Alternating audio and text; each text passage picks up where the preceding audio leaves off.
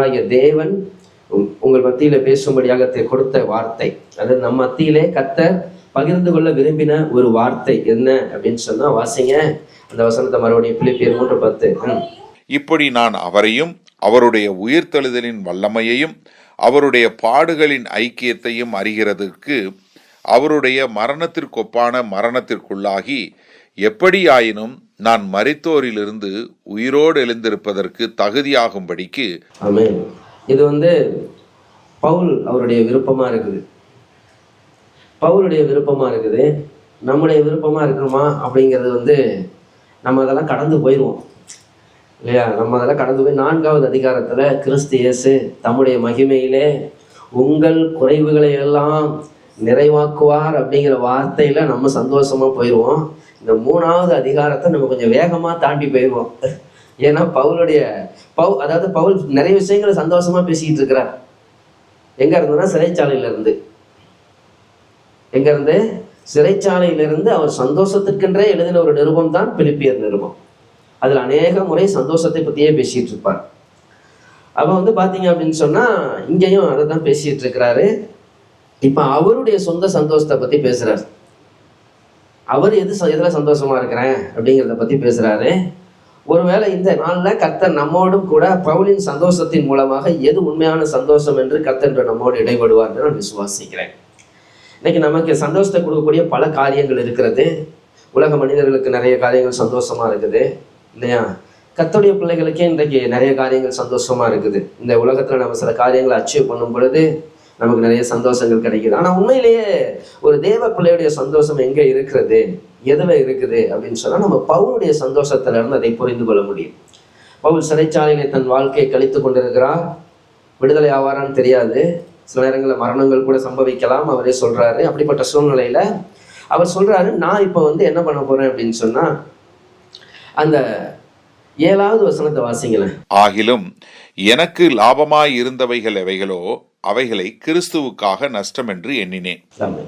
இங்க சொல்றார், எனக்கு லாபமாய் இருந்த பல காரியங்கள் இருந்துச்சு, இப்ப அதெல்லாம் நான் பார்க்கிறேன். ஒரு காலத்துல அதுதான் எனக்கு பெரிய இதா இருந்துச்சு, என்னுடைய அடையாளமா இருந்துச்சு, எனக்கு சந்தோஷமா இருந்துச்சு, எனக்கு மகிழ்ச்சியா இருந்துச்சு, எல்லாரும் என்னை கனமா பார்த்தாங்க. ஆனா இப்ப அவர் என்ன சொல்றாரு அப்படின்னா, இதெல்லாம் நான் நஷ்டம்னு நினைக்கிறேன். எதெல்லாம் நான் எனக்கு லாபம்னு நினைச்சனோ அதெல்லாம் தான் பைபிள் ஒரு வசனம் சொல்லுது, மனுஷன் உலகம் முழுவதையும் ஆதாயப்படுத்தினாலும் தன் ஜீவனை நஷ்டப்படுத்தினால் அவனுக்கு லாபம் என்ன?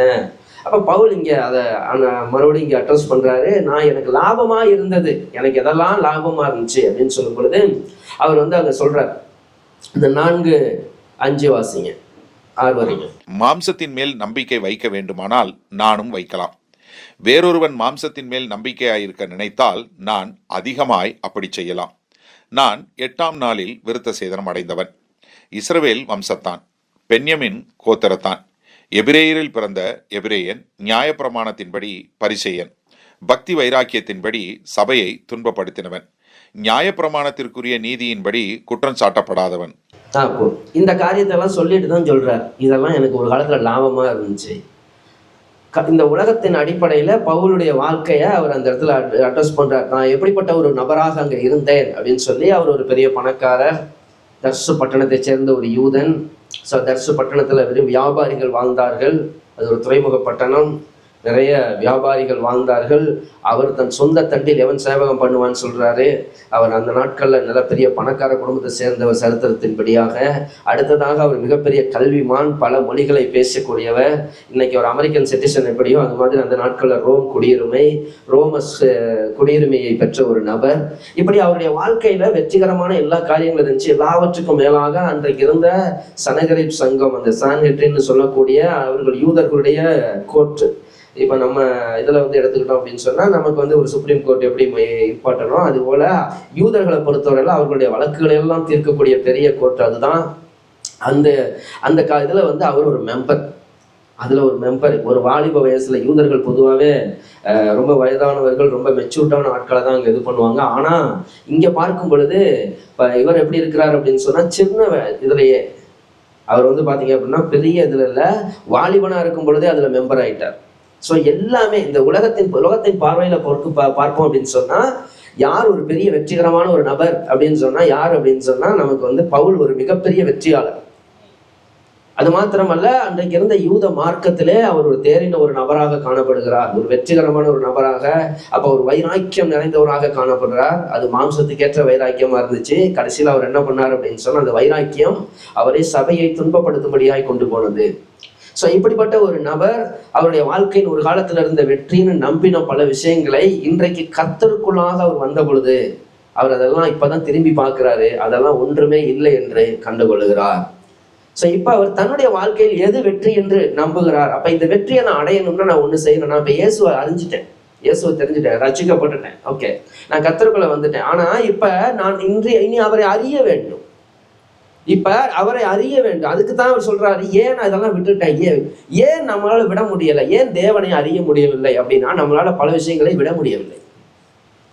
பவுல் அதை விட்டார், அதனாலதான் அவர் அறிந்தார். அவர் எல்லா இடத்துக்கும் அவரால் எல்லா சிச்சுவேஷன்லயுமே கர்த்தரோடையே நிக்க முடிஞ்சிச்சு. அவர் இன்னும் ஆழமாய் தேவனை அறிவதற்கு அவர் என்ன பண்ணார்னா, எது தனக்கு லாபம் நினைச்சாரோ, தன்னுடைய வெற்றின்னு நினைச்சாரோ, தன்னுடைய பெரிய காரியம் நினைச்சாரோ, அன்றைக்கு அநேகரால ஏன் தேவனை அறிய முடியவில்லை, ஏன் தேவன் விரும்புகிற வண்ணமா இருந்தது. உலகம் பல விதமா தேவன் அறிஞ்சிருக்குது. யூதர்களை பொறுத்தவரை இயேசு வஞ்சிக்கிறவன், ஏமாற்றுகிறவன், அவர்கள் அப்படிதான் சொன்னாங்க. அதனாலதான் பைபிள் சொல்லுது, அவர்கள் அவர்கள் மகிமையின் கிறிஸ்துவை அறியவில்லை, அவர்கள் கிறிஸ்துவை மகிமையான தேவனாக அறியவில்லை. அறிந்திருந்தார்கள் ஆனால் மகிமையின் கிறிஸ்துவை சிலுவையில் அறிந்திருக்க மாட்டார்களே அப்படின்னு பைபிள் சொல்லுது. அப்ப யூதர்கள் இயேசுவை ஏமாற்றுகிறவராய் பார்த்தார்கள், வஞ்சிக்கிறவராய் பார்த்தார்கள். அதனால அவர்கள் அவரை என்ன செய்யவில்லை, அறியவில்லை. எல்லாரும் வந்துட்டு இருக்காங்க, சகேயை பார்க்கிறான், இயேசு எப்படிப்பட்டவரோ என்று பார்க்கும்படி வகை தேடினான். இயேசுவை பார்க்கணும் அப்படின்னு ஒரு வாஞ்சையோடு அவன் ஓடினதை நம்ம பார்க்கிறோம். அப்ப இன்றைக்கு இயேசுவை நாம் அறிய வேண்டுமானால் அவரை நாம் எப்படி அறிந்திருக்கிறோம்? இப்ப முஸ்லிம்ஸ் எடுத்துக்குவோம், அவங்களுக்கு இயேசுவை ஏத்துக்கிறதுல எந்த பிரச்சனையும் இல்லை. இயேசுவை தங்களுடைய ஒரு நபியாக அவர்கள் ஏற்றுக்கொள்கிறார்கள், தீர்க்கதரிசி. இயேசு அவர்களுக்கு எவ்வளவுதான் தீர்க்கதரிசி, அவ்வளவுதான். அவர்கள் தங்களுடைய முகமது நபியோடு அவரை என்ன செய்து விடுவார்கள், இணைத்து விடுவார்கள். இயேசு மரிப்பதை அவர்கள் ஏற்றுக்கொள்ளவில்லை, இயேசு மரிக்கவில்லை. அவன் இயேசு மரிக்கலனா நமக்கு என்ன கிடையாது, பாவ மன்னிப்பே கிடையாது. இயேசு மரித்தார் என்பதுலதான் என்ன நடக்குது, நமக்கான மீட்பே தொடங்குகிறது. அப்ப இங்க பைபிள் தான் சொல்றது, சிலுவையை பற்றிய உபதேசம் கெட்டு போகிறவர்களுக்கு என்னவா இருக்கிறது, பைத்தியமா இருக்கிறது. ரட்சிக்கப்படுகிற நமக்கு அது தேவ பலனா இருக்கிறது. இயேசு எனக்காக மரித்தார் என்பதுலதான் என்னுடைய பாவங்கள் மன்னிக்கப்பட்டதுங்கிற நிச்சயத்தை நான் பெறுகிறேன். நான் மரிக்க, பாவத்தின் சம்பளம் மரணம். ஆகவே நான் மரிக்க வேண்டிய இடத்துல எனக்காக கிறிஸ்து மரித்தார். பாவம் அறியாத அவரை எனக்காக பாவமாக்கினார் என்று வேதம் சொல்லுகிறது. அப்ப நான் நீதியாகும்படிக்கு அவர் எனக்காக நம்ம எல்லாருடைய அக்கிரமத்தையும் அவர் என்ன செய்தார், நம்ம எல்லாருடைய அவர் மேல் விலப்பண்ணினார். அப்ப அதை ஏற்றுக்கொண்டு அவர் மரித்து அடக்கம் பண்ணப்பட்டு 3ஆம் நாளில் உயிரோடு எழுந்து அவர் பரலோகத்துக்கு எழுந்தருளி போனார். மீண்டுமாய் அவர் வரப்போகிறார். இதுதான் நாம விசுவாசிக்கிறோம். நாம் எப்படி இயேசுவை அறிந்திருக்கிறோம். ஆனால் அவர்கள் என்ன சொல்கிறார்கள், இயேசுவை கொண்டு போனார்கள், சிலுவையில் அறைய கொண்டு போன பொழுது அவர் அப்படியே அல்ல, அவரை எடுத்துக்கொண்டார், அவர் மறைந்து போனார். அப்ப இயேசு மரிக்கவில்லை, ஆனால் நமக்கு என்ன இல்லை, பாவ மன்னிப்பின் மீட்பே இல்லை, நமக்கு உயிர்த்தெழுதலின் எந்த நம்பிக்கையும் அங்கே இல்லை. இதுதான் சாத்தானுடைய தந்திரம் என்பது. அதனாலதான் பவுல் தெளிவாய் சொல்லுகிறார், கலாத்தியர் 1ஆம் அதிகாரத்தில் சொல்ல, நாங்கள் அறிவித்த இந்த சுவிசேஷத்தை அல்லாமல் வேறொரு சுவிசேஷத்தை வேறொருவனாவது தேவ தூதர்களாவது கொண்டு வந்தால் அவன் சபிக்கப்பட்டவனாய் இருக்க கடவன் என்று இந்த சுவிசேஷத்தை அளித்துள்ள நாம் இயேசுவை எப்படி அறிந்திருக்கிறோம் என்று ரொம்ப முக்கியம். இன்றைக்கு நாஸ்திகர்களை எடுத்துக்கொள்வோம், கடவுள் இல்லை என்று சொல்லுகிறவர்கள், அவர்களுடைய பார்வையில் அவர் ஒரு தத்துவ ஞானி. சாக்ரட்டிஸ், பிளாட்டோ, அரிஸ்டாட்டில் போன்ற ஒரு தத்துவ ஞானி. அந்த நாட்கள்ல மக்கள் வாழ வேண்டிய வாழ்க்கை முறைகளை கற்றுக்கொண்ட ஒரு அறிஞர், அவ்வளவுதான். அப்ப பாத்தீங்க அப்படின்னா கம்யூனிஸ்ட் தேசத்துல, குறிப்பா ரஷ்யாவில் இருக்க லியோ டால்ஸ்டாய் அப்படிங்கிற ஒரு மனிதன், அவருடைய புஸ்தகங்கள் தான் காந்திஜிக்கே பெரிய இன்ஸ்பிரேஷனா இருந்துச்சான். அப்படிப்பட்ட அந்த மனிதன் பாத்தீங்கன்னா வேதாகமத்தை மையப்படுத்தி கிறிஸ்துவின் உபதேசங்களை வைத்து நிறைய காரியங்களை எழுதியிருக்கிறார். ஆனா அவங்க எதை நம்புறது இல்லை, இயேசு ஒரு மனிதன். சாக்ரட்டிஸ், பிளாட்டோ, அரிஸ்டாட்டில் மாதிரி அந்த நாட்கள்ல வாழ்ந்த கிரேக்க ஞானிகளை போல இவர் யூதர்கள்ல ஒரு ஞானி. அப்ப இவர் என்ன சொல்ற, வாழ்க்கை முறை மனிதன் எப்படி வாழணும் அப்படின்னு கத்துக் கொடுத்தாரு. அரசியல்வாதிகளுக்கு அவர் ஒரு மத தலைவர். இல்லையா? கிறிஸ்துமஸ் வரும்பொழுது இயேசுபிரான் சொன்னார்னு சொல்லி சில அறிக்கைகளை அவங்க வெளியிடுறதுக்கு உதவியா இருக்கும். இன்றைக்கு நாம் எப்படி இயேசுவை அறிந்திருக்கிறோம்? நமக்கு இயேசு எப்படி அறியப்பட்டவராய் இருக்கிறார்? இன்றைக்கு நமக்கு இயேசு எப்படிப்பட்டவராய் இருக்கிறார்? பல நேரங்கள்ல இன்றைய கிறிஸ்தவர்களுக்கு இயேசு யார்? அவர் ஒரு ஏடிஎம் மிஷின். என்ன மிஷின்? ATM machine. கார்டை உள்ளே அனுப்பிய உடனே அவர் என்ன செய்ய வேண்டும்? அந்த ஏடிஎம் மிஷின் பின்ன போட்ட உடனே என்ன வந்து விட வேண்டும்? பணம் வந்து விட வேண்டும். அதே போல ஆங்காங்கே சில வேத வசனங்களை சரியாய் ஆதியாகமத்திலிருந்து வெளிப்படுத்தல் வரைக்கும் சரியாய் தேவையானதை தேடி எடுத்து ஆங்காங்கே சரியாய் அந்த பின்னை சொருகிட்டோம் அப்படின்னு சொன்னா என்ன வந்துடும்? அதுக்குள்ள அந்தந்த காரியத்துக்கான வாக்கு தத்தங்களை நாம் சரியாய் ஆங்காங்கே பிரித்து எடுத்து பொறுக்கி எடுத்து சரியாய் நாம் பொருத்தி விட்டோமானால் நாம் பரலோகத்தின் அதான் இப்ப என்னது? இதோ பரலோக ராஜ்யத்தின் திறவுகோல்களை உனக்கு தருகிறேன், பரலோகராஜ்யத்தின் திறவுகோல்களை உனக்கு தருகிறேன் என்று கர்த்தர் பேதுருவுக்கு சொன்னார். இப்பொழுது அநேக கர்த்தருடைய பிள்ளைகள் அந்த திறவுகோல்களை கண்டுபிடித்துக் கொண்டிருக்கிறார்கள். அங்கங்கே எல்லாத்தையும் எடுத்து எப்படி அதை மனப்பாடம் பண்ணி எப்படி அதை கரெக்டாக சரியாக இது பண்ணி பரலோகத்துக்கு ஒரு பெட்டிஷனை அனுப்பும் பொழுது கரெக்டா இது பண்ணோம் அப்படின்னு சொன்னா நாம் பரலோகத்தின் கதவுகளை திறந்து விடலாம் என்று இயேசுவை அறிந்து கொண்டிருக்கிறார்கள். ஆனால் பவுலோ இவைகளை பற்றி பேசவில்லை. பைபிள் சொல்லுது, உண்ணவும் உடுக்கவும் இருந்தால் போதும் என்று இருக்க கடவுள். அவ்வளவுதான். உங்களுக்கு உண்ணவும் உடுக்கவும் இருந்தால் போதும் என்று இருக்க கடவும். இங்கே செழிப்பான தேசங்கள் என்று அழைக்கப்பட்ட யூரோப்ல போனா பெரிய மகிழ்ச்சி. இன்னைக்கு யூரோப்ல நிக்க முடியல. ஏன்? பார்த்தாளுகளுக்கு தெரியும். ரோடெல்லாம் உருகி ஓடுது. நம்ம ஊர்ல ரோடெல்லாம் இன்னும் 40 தாண்டிலாம் 50க்கு வந்தாலும் நம்ம ஊர்ல ரோடு நிற்கிது. சரியா? இப்ப தெரிஞ்சிருக்கும் எங்க இருக்கிறது. தேவன் எங்க வச்சாலும் சரியா தான் வச்சிருக்கிறார். அப்ப பார்த்தீங்கன்னா ரோடெல்லாம் உருகி ஓடுது, இருக்க முடியல. அப்ப பார்த்தீங்க அப்படின்னு சொன்னா தேவன் சூழ்நிலைகள்லாம் மாறி இருக்கு இல்லையா? சந்திரனும் சூரியனும் நட்சத்திரங்கள் அடையாளங்கள் தோன்ற ஆரம்பிச்சிருக்கு அப்படிங்கிறத புரிந்து கொள்ள வேண்டும். இதுவரைக்கும் குளிருக்காகவே அறியப்பட்ட தேசங்கள் இன்றைக்கு வெயிலுக்காக அறியப்பட்டு கொண்டிருக்கிறது. சூப்பர் எல்னினோ கிட்டத்தட்ட 75 ஆண்டுகளுக்கு பிறகு வந்திருக்குது. இது ஏதோ ஒரு புதுசாக சுனாமி மாதிரி ஒரு பேர் மாதிரி இருக்குது இல்லையா? இந்த எல்னினோ அடுத்த வேலையை ஆரம்பித்து விட்டது. இப்போது நார்த் இந்தியாவிலும் நல்ல பயங்கரமான மழையெல்லாம் பெய்யுது இல்லையா? இப்போ கால சூழ்நிலைகள்லாம் மேக வெடிப்புன்னு ஒரு வார்த்தை எங்கேயாவது கேள்விப்பட்டிருக்கோமா? நமக்கு மேகம் வெடிக்குதான் அப்படின்னா ஒரே இடத்துல ஒரு மாதம் பெய்ய வேண்டிய மழையை 1 மணி நேரத்தில் பெய்யுது, மொத்தத்தையும் வாஷ் அவுட் பண்ணுறதுக்கு. காஷ்மீர் ஃபுல்லாக பயங்கரமாக அப்படி படிச்சு போகப்பட்டிருக்குது. இப்போ பார்த்தீங்கன்னா குஜராத், அப்புறம் பார்த்தீங்கன்னா மும்பை எல்லாம் பயங்கரமான பெரு மழையை பார்த்து கொண்டிருக்கிறோம். ஸோ இப்படிப்பட்ட காரியங்கள் எல்லாம் சம்பவித்து கொண்டிருக்கிறது. ட்ரம்ப் எப்போ என்ன பேசுகிறாருன்னே தெரில. முதல்ல ஒரு நாள் இது எல்லாமே இதை பண்ணியாச்சு, ஓகே சண்டை நிறுத்தங்கிறாரு. அடுத்த நாள் அவர் சண்டை ஆரம்பிக்கிறாரு. ஸோ இதனால நமக்கு என்ன பத்திக்கிட்டு எரியுது, என்ன நடக்க போகுது தெரியல. ஏன்னா அங்கே சண்டை பிடிச்சா இங்கே நமக்கு என்ன செய்யுது ஆரம்பிச்சிருச்சு இல்லையா? எல்லாமே இப்போ யாராச்சும் நினைச்சிருப்போமா கேஸ் சிலிண்டருக்கு நம்ம இப்படி சிக்கல மாட்டோம் அப்படின்னு சொல்லி எதுவுமே யோசிச்சிருக்க மாட்டோம். ஒரு பெரிய விஷயமாவே வைக்கல. ஆனா திடீர்னு பார்த்தா எல்லா பக்கமும் லாக் ஆகுது. ஸோ இங்க காரியங்கள் எல்லாமே எங்கெங்கேயோ நடக்கிற மாதிரி தெரிஞ்சாலும் எல்லாம் நம்மை சுற்றி நெருங்கி கொண்டிருக்கு. இன்றைக்கு நாம் இந்த இயேசுவை எப்படி அறிந்திருக்கிறோம்? இப்படிப்பட்ட காரியங்கள்லாம் நடந்திருக்கும் பொழுது எல்லாம் சுத்தி என்னுடைய காரியங்கள் நடந்து வேதத்தில் சொல்லப்பட்ட காரியங்கள் எல்லாம் நடந்து கொண்டிருக்கிற இந்த நாட்களிலும் நான் இயேசுவை எப்படிப்பட்டவராய் அறிந்திருக்கிறேன், இயேசுவை நான் எப்படி அறிந்து வைத்திருக்கிறேன் இன்றைக்கு. ஏனெனில் அறிவிக்கப்படுகிற இயேசு இன்றைக்கு அநேக நேரங்களிலே வெறும் இந்த பூமிக்குரிய சொல்யூஷனாகத்தான் அவர் அறிவிக்கப்படுகிறார். இந்த பூமியிலே நாம் சந்திக்கக்கூடிய பிரச்சனைகளுக்கான தீர்வாக மாத்திரமே இயேசு அறிவிக்க. உண்மையாகவே இயேசு அதுதானா? அதற்காகத்தான் இயேசு வந்தாரா? வெறும் இந்த பூமியில நம்முடைய பிரச்சனைகள் எல்லாம் தீர்ப்பார். அவர் சொல்லிட்டாரு, வானமும் பூமியும் ஒளிந்து போகும்ட்டாரு. ஒளிந்து போகிற இந்த பூமிக்காகத்தான் கர்த்தர் இந்த பூமிக்கு வந்தாரா? பைபிள் சொல்லுது பாவிகளை ரட்சிக்க இயேசு கிறிஸ்து வந்தார் என்று, பூமியை மீட்க அல்ல. இந்த பூமியானது அக்கினிக்கு இரையாக வைக்கப்பட்டிருக்கிறது. இன்னும் வரக்கூடிய நாட்கள்ல இன்னும் ஒஸ்டாதான் போகுமோ ஒழிய. ஏன் அப்படின்னா மனிதர்களாகிய நாமளே இந்த பூமியை அழிச்சிருவோம். ஒவ்வொரு வருஷமும் சூரியன் இன்னும் வெப்பத்தை அதிகரிச்சுதான் இருக்கு. வெப்பம் அதிகரித்து கொண்டே இருக்கிறது. இப்ப எல்லா அழிவுகள் சம்பவித்துக் கொண்டிருக்கிறது. அதுக்கு இப்பதான் குளோபல் வார்மிங் அப்படின்னு ஒரு பேர் இல்லையா? பூமி வெப்பம் அடைகிறது. ஏன் வெப்பமாகுது? நெருப்பை கொளுத்திக்கிட்டே இருக்கோம் நம்ம. அப்ப நம்ம என்ன பண்ணிட்டு இருக்கோம்? நாம செய்யக்கூடிய காரியங்கள் இன்றைக்கு இந்த மாற்றங்கள் எல்லாம் உருவாகிட்டு இருக்கிற பூமி இன்னும் செழிப்பா மாறுறதுக்கான வாய்ப்புகள் இல்லை, அழிவை நோக்கி தான் போய்கிட்டு இருக்கு. கர்த்தர் காடுகளை வைத்து ஆக்சிஜனை கொடுத்தார், நம்ம காடுகளை அழித்து நகரங்களாய் மாற்றி விட்டோம். இப்ப என்ன சொல்லணும், எல்லாத்தையும் அழிச்சிட்டு வீட்டுக்கு ஒரு மரம் வளர்ப்போம் அப்படின்னு சொல்லிட்டு இருக்கிறோம். வீடு கட்டுறதே பெரிய விஷயம். எங்கேயாவது மரம் வைக்க இடம் இருக்கா? அதே நேரத்தில் அந்த எல்லா மரத்தையெல்லாம் வெட்டி ரோடாக்கிட்டோம். மன்னர்கள் காலத்துல 2 பக்கமும் மரம் இருந்துச்சு. இப்ப 2 பக்கமும் என்ன இருக்குது? லேடர் தான் இருக்குது, இது மாதிரி தான் இருக்குது இல்லையா? அப்ப எல்லாமே மாத்திட்டோம் நம்ம எல்லாமே. அப்ப இங்க எல்லாமே நம்முடைய காரியங்கள் எல்லாமே நம்ம என்ன செஞ்சுட்டு இருக்கோம்? விஞ்ஞானம் என்ற பெயர்ல, வளர்ச்சி என்ற பெயர்ல இன்னைக்கு நம்ம என்ன செய்யறோம்?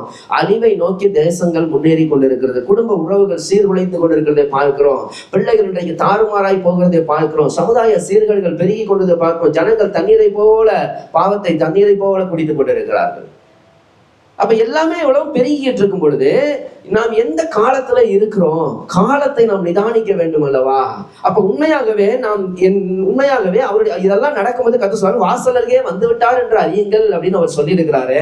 உண்மையாகவே இயேசுவை வாசலருகே வந்து விட்டார் என்று நாம் அறிந்திருக்கிறோமா? அவர் உண்மையாகவே வெறும் ரட்சகராக வரப்போகிறாரா? ஒரு மாட்டு தொழுவத்திலே பிறந்த ஒரு குழந்தையாக, அதற்கு அடுத்ததாக எப்பொழுதும் ஒரு சாந்த சொரூபியாக, இப்படித்தான் நாம் இயேசுவை அறிந்து வைத்திருக்கிறோம். இன்றைக்கு அநேகருடைய வாழ்க்கையில இயேசு அப்படியே மிகுந்த அன்புள்ளவராக, மனதுருக்கம் உள்ளவராக மாத்திரம்தான் அறியப்பட்டிருக்கிறார். அது அவருடைய ஒரு பகுதி. ஒரு நாணயத்துக்கு 2 பக்கம் இருக்கு. ஒரு நாணயத்தின் 2 பக்கம் இருந்தால் தான் அது நாணயமே. 2வது பக்கம் இல்லைன்னா அது என்ன பேரு? அது டூப்ளிகேட். நீங்க பல நேரங்கள்ல இயேசு டூப்ளிகேட்டா மாற்றப்பட்டிருக்கிறார்.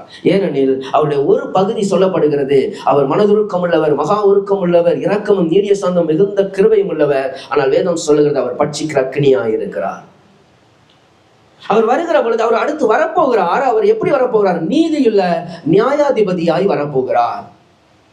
அவர் 1000 தம்முடைய தூதர்களோடு வரப்போகிறார். முதலாவது தூதர்கள் இயேசு பிறந்த பொழுது வந்தார்கள், பாடிவிட்டு கடந்து சென்றார்கள். கரெக்டா? வந்தார்கள், பாடினார்கள், எல்லா ஜனத்துக்கும் சந்தோஷத்தை உண்டாக்குகிற நற்செய்தி. ஆனா அடுத்த முறை அவர் வரும்பொழுது தூதர்களுடைய வார்த்தைகள்லாம் இப்பொழுது ஐயோ. வெளிப்படுத்தின விசேஷத்தை படிக்கிறோமா? எல்லாமே என்னது? ஏன்? நியாய தீர்ப்புக்கென்று அவர் வருகிறார். அவர் வருகிறார், அவர் பூமியை நியாயம் தீர்க்க வருகிறார். அப்ப நியாயாதிபதியாக இந்த பூமியை நியாயம் தீர்க்க வரப்போகிறார். இன்றைக்கு அந்த இயேசுவை நான் எப்படி அறிந்திருக்கிறேன்? நான் எப்படி அறிந்திருக்கணும் அப்படிதான் அவரை பின்பற்றுவேன். இன்னைக்கு அநேகர் இயேசு அறிவிக்கப்படும் பொழுதே அவர் வெறும் என்னுடைய எல்லா பிரச்சனைகளையும் தீர்ப்பவராக அறிவிக்கப்படுகிறார். ஆகவே அநேகருடைய வாழ்க்கையில அவர் பிரச்சனைக்கான சொல்யூஷனாக மாத்திரமே அறியப்பட்டிருக்கிறதுனால அதன் அடிப்படையில் தான் அவரை பின்பற்றி கொண்டிருக்கிறார்கள். இன்றைக்கு கர்த்தர் சொல்லுகிறார், பவுலை போல நீங்கள் இயேசுவை அறிய வேண்டும். பவுல் அறிந்திருக்கிற வண்ணமாய் இயேசுவை அறிய வேண்டும். அதுதான் சரியான அறிவு. பவுல் சரியாய் அறிந்தார். முதலாவதாக அவர் என்ன செய்தார்? தன்னுடைய பழைய வாழ்க்கையை விட்டு வெளியே வந்து விட்டார். தன்னுடைய பழைய காரியங்கள், தன் பழைய வெற்றி. இன்னைக்கு அநேக நேரங்களிலே இயேசுவை ஏன் நான் சரியாய் அறிய முடியவில்லை என்றால், என் பழைய வெற்றிகள், என் பழைய ஜெயங்கள், நான் என் பழைய வாழ்க்கையில கடந்த காலத்தில் நான் எதை அனுபவித்துக் கொண்டேன், இன்றைக்கு நான் எதை அனுபவித்துக் கொண்டேன், அதை நான் வெற்றி என்று தீர்மானித்து விட்டேன். அதை நான் கிறிஸ்துவுக்குள்ளான வெற்றி என்று தீர்மானித்து விட்டேன். நான் உலகத்துல ஒன்று கொண்டு வந்த உலகத்துல நம்ம எதை அச்சீவ் பண்ணாலும் சரி, நம்ம அங்க போகலனா ஒரு பிரயோஜனம் இல்லை. அதைத்தான் வேதம் சொல்லுகிறது. பிலிப்பியர் 3வது அதிகாரம் 2வது வசனத்தை வாசிங்க. நாய்களுக்கு எச்சரிக்கையாயிருங்கள், பொல்லாத வேலையாட்களுக்கு எச்சரிக்கையாயிருங்கள், சுண்ணத்துக்காரருக்கு எச்சரிக்கையாயிருங்கள். அவர் சொல்றாரு, 3 பேருக்கு நீங்கள் எச்சரிக்கையாயிருக்க வேண்டும். 3 விதமான ஒரு ஜனக்கூட்டம் இருக்கிறார்கள் உங்களை சுற்றி. நீங்கள் அவர்களுக்கு எச்சரிக்கையா இராவிட்டால் அவர்கள் உங்களை வேட்டையாடி விடுவார்கள். கதை சொல்றாரு, முதலாவது நாய்களுக்கு எச்சரிக்கையா இருங்கள். ரொம்ப ஆராய்ச்சி பண்ண வேண்டியதில்லை. கதை சொல்றாரு, நாய் தான் கக்கினதை தின்ன திரும்பும். என்ன செய்யுமா? அப்ப அது என்ன அர்த்தம்? கதை சொல்றாரு, மறுபடியும் தேவனுடைய எல்லாத்தையும் அறிந்துட்டு மறுபடியும் தன் பாவத்திலே வாழ்கிற மனிதர்கள். இன்னைக்கு இவர்களை குறித்து நீங்க கவனம் உள்ளவர்களா இல்லாவிட்டால், உங்களை சுற்றி இருக்கிறவர்களை குறித்து, அதாவது நம்ம பிரஜாதிகள்கிட்ட பத்தி பேசல, தேவனை அறிந்திருக்கிறேன் என்று சொல்லியும் தேவனுடைய கிரியைகளை வெளிப்படுத்தாத ஒரு கூட்டம் நம்மை சுற்றி எப்பொழுது இருந்து கொண்டிருப்பார். அவர்கள் இந்த உலகத்துக்கு ஒத்த வேஷம் தரிக்கிறவர்களாக, அவர்கள் தங்கள் பழைய பாவங்களுக்கு திரும்பினவர்களாக, அவர்கள் ஜென்ம சுபாவம் உடையவர்களாக, அவர்கள் தேவனை அறியாதவர்களாக காணப்படுகிறார்கள். வேதம் சொல்லுகிறது, ஏலியின் குமாரராகிய ஓப்னியையும் பினேகாசையும் அவர்கள் தேவனை அறியவில்லை.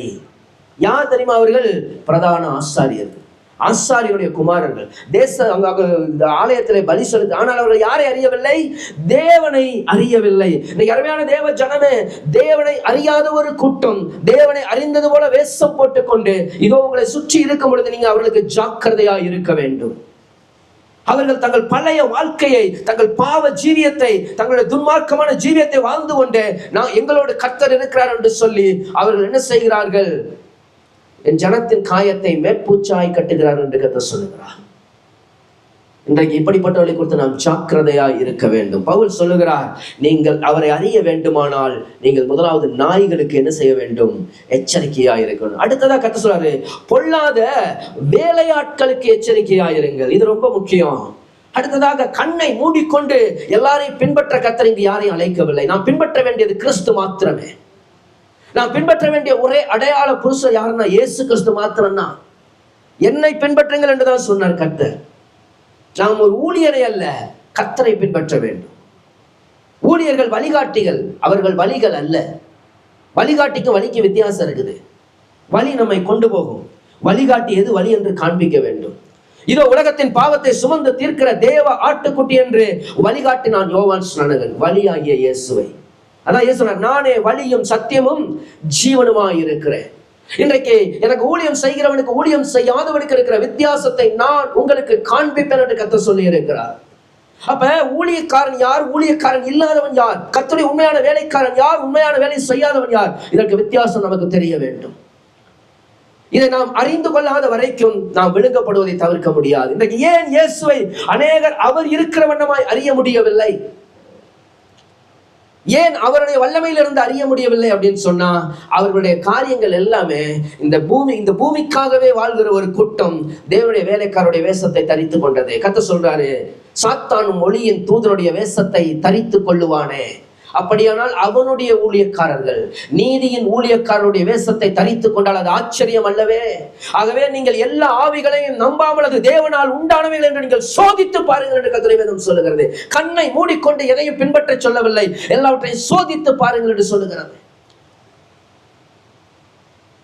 உங்களை நடத்துகிறவர்கள் உங்கள் ஆத்துமாக்களுக்காக உத்தரவாதம் பண்ணுகிறவர்களாய் எப்பொழுதும் விழித்திருக்கிறவர்களாய் இருக்க வேண்டும் என்று வேதம் சொல்லுகிறது. அவர்கள் சுதந்திரத்தை இருமாப்பாய் ஆளுகிறவர்களாய் அல்ல, மந்தைக்கு மாதிரிகளாய் கண்காணிப்பு செய்ய வேண்டும் என்று வேதம் சொல்லுகிறது. இன்றைக்கு நாம் நம்மை நடத்துகிறவர்களை குறித்து கவனம் உள்ளவர்களாய் இருக்க வேண்டும்.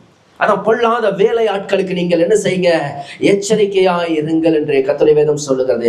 காணாதவைகளில் துணிவாய் நுழைகிற ஒரு கூட்டம் இன்றைக்கு எழும்பி நிற்கிறார்கள். இன்றைக்கு இந்த உலகத்தின் வெற்றிகளையே பெரிய அடையாளம் என்று நம்பிக்கொள்ள கர்த்தருடைய வார்த்தையை இன்றைக்கு ஒழித்து வைத்துவிட்டு தங்கள் சொந்த கருத்துகளையும் தங்கள் சொந்த காரியங்களையும் பேசிக் கொண்டிருக்கிற ஒரு திரள் கூட்டம் எழும்பி பொழுதுபோக்கு நிகழ்ச்சிகளை போல தேவனுடைய நாமத்தை வீணிலே வழங்கிக் கொண்டிருக்கிற ஒரு கூட்டங்கள். இன்றைக்கு தேவனுடைய இருதயத்தை அறியாத ஒரு கூட்டம் எழும்பி நான் தேவனை அறிவிக்கிறேன் என்று எழும்புகிறதுனாலே வருகிற பெரிய துயரங்கள் இன்றைக்கு நிகழ்ந்து கொண்டிருக்கிறது. கர்த்தருடைய கண்ணங்களிலே கண்ணீர் வடிந்து கொண்டிருக்கிறது. இன்றைக்கோ கர்த்தர் மகிழ்ச்சியாய் இருக்கிறார் என்று சொல்லுகிற ஒரு கூட்டம். திறப்பில நிற்க தேவன் ஆட்களை தேடிக்கொண்டிருக்கிறார். தேசத்தின் பாவம் பெருகி நிற்கிறது, ஜனங்களின் பாவம் பெருகி நிற்கிறது, அவர்கள் ஆளுகிற அதிகாரிகளின் பாவம் பெருகி நிற்கிறது, ஜனங்களை நடத்துகிற ஊழியருடைய பாவம் பெருகி நிற்கிறது என்று கர்த்தர் சொல்லுகிறார். நான் தேசத்தை அழிக்காதபடிக்கு திறப்பிலே நிற்கவும் சுவரை அடைக்கவும் தக்கதாக ஒரு மனிதனை நான் தேடிக்கொண்டிருக்கிறேன் என்று கர்த்தர் கதறிக்கொண்டிருக்கிற பொழுது இதோ பாவம் தேசத்தில் திரளாய் பெருகி நிற்கிற இந்த நாட்களிலே திறப்பிலே நிற்கிறவனை கர்த்தர் தேடிக்கொண்டிருக்கிறார். ஆனால் இன்றைக்கு களியாட்டுகள் ஆராதனை என்ற பெயரிலே மாற்றப்பட்டு விட்டு கர்த்தரை இன்றைக்கு துதித்துக் கொண்டிருக்கிறோம் என்று சொல்லி இன்றைக்கு என்ன செய்கிறார்கள்? திறப்பிலே நிற்கிறதுக்கு ஆட்கள் இல்லை. காலங்களை நிதானிக்க தவறிவிட்டார்கள். இஸ்ரேல் பின்னாடி பார்வோனின் சேனையும் முன்பதாக செங்கடலும் நிற்கிற வேளையிலே இஸ்ரவேல் ஜனங்கள் என்ன செய்து கொண்டிருந்தார்கள்? நாங்கள் மரிக்க போறோம் என்று சொன்னார்கள். மோசே என்ன செய்து கொண்டிருந்தார்? ஜெபித்தார். மோசே தேவனை நோக்கி பார்த்தார். இன்றைக்கு எப்படிப்பட்ட காரியங்கள்? அவர்கள் அதே செங்கடலை கடந்து வந்த பின்பதாக அவர்கள் கர்த்தரை ஸ்தோத்திரித்து பாடினார்கள் என்று நாம் பார்க்கிறோம். அதான் காலம். எல்லாம் முடிந்து அவர்கள் வெற்றியாய் அந்த இடத்துக்கு வந்ததுக்கு அப்புறம் அங்கே பாடினார்கள். கோலியாத் வந்து நின்று கொண்டிருக்கிறான், அப்பொழுது பாடி தெரியவில்லை. கோலியாத் தோற்கடிக்கப்பட்டான், எல்லா ஸ்திரீகளும் பாடலோடு அங்கு கடந்து வந்தார்கள். மீட்கப்பட்டவர்கள் தேவனுடைய சமூகத்திலே பாடினார்கள். பாடுகிறதுக்கு ஒரு வேலை உண்டு என்று வேதம் சொல்லுகிறது. இவர்களோ இங்கு தத்தளிப்பு நேரிட்டுக் கொண்டிருக்கிறது. இங்கு தத்தளிப்பு நாட்கள் நிகழ்ந்து கொண்டிருக்கிறது. பாவம் திரளாய் பெருகி கொண்டிருக்கிறது. கர்த்தர் சொல்றார், திறப்பில நிற்கிறவனை தேடிக்கொண்டிருக்கிறது என்று சொல்லி. எருசலேமே, எருசலேமே, கோழி தன் குஞ்சுகளை கூட்டி சேர்த்துக் கொள்ளும் வண்ணமாக நான் உன்னை எத்தனையோ தரம் கூட்டி சேர்த்துக் கொள்ள மனதாயிருந்தேன், உங்களுக்கு மனதில்லாமல் போயிற்று என்று சொல்லி அவர் கன்னங்களிலே கண்ணீர் வடிந்து கொண்டிருக்கிறது. அதை கவனிக்கிறவர்கள் இன்றைக்கு இல்லை. ஏனெனில் இதை அறிவிக்கிறவர்கள் இதை குறித்து அக்கறை செலுத்துவது இல்லை. ஏனெனில் அவர்கள் திறப்பிலே நிற்பதை அறிந்திருக்கவில்லை. அதனால்தான் அவர்கள் அதை குறித்து பேசுவதும் இல்லை, அதை சொல்லுவதும் இல்லை, ஜனங்களை ஆயத்தம் பண்ணுவதும் இல்லை.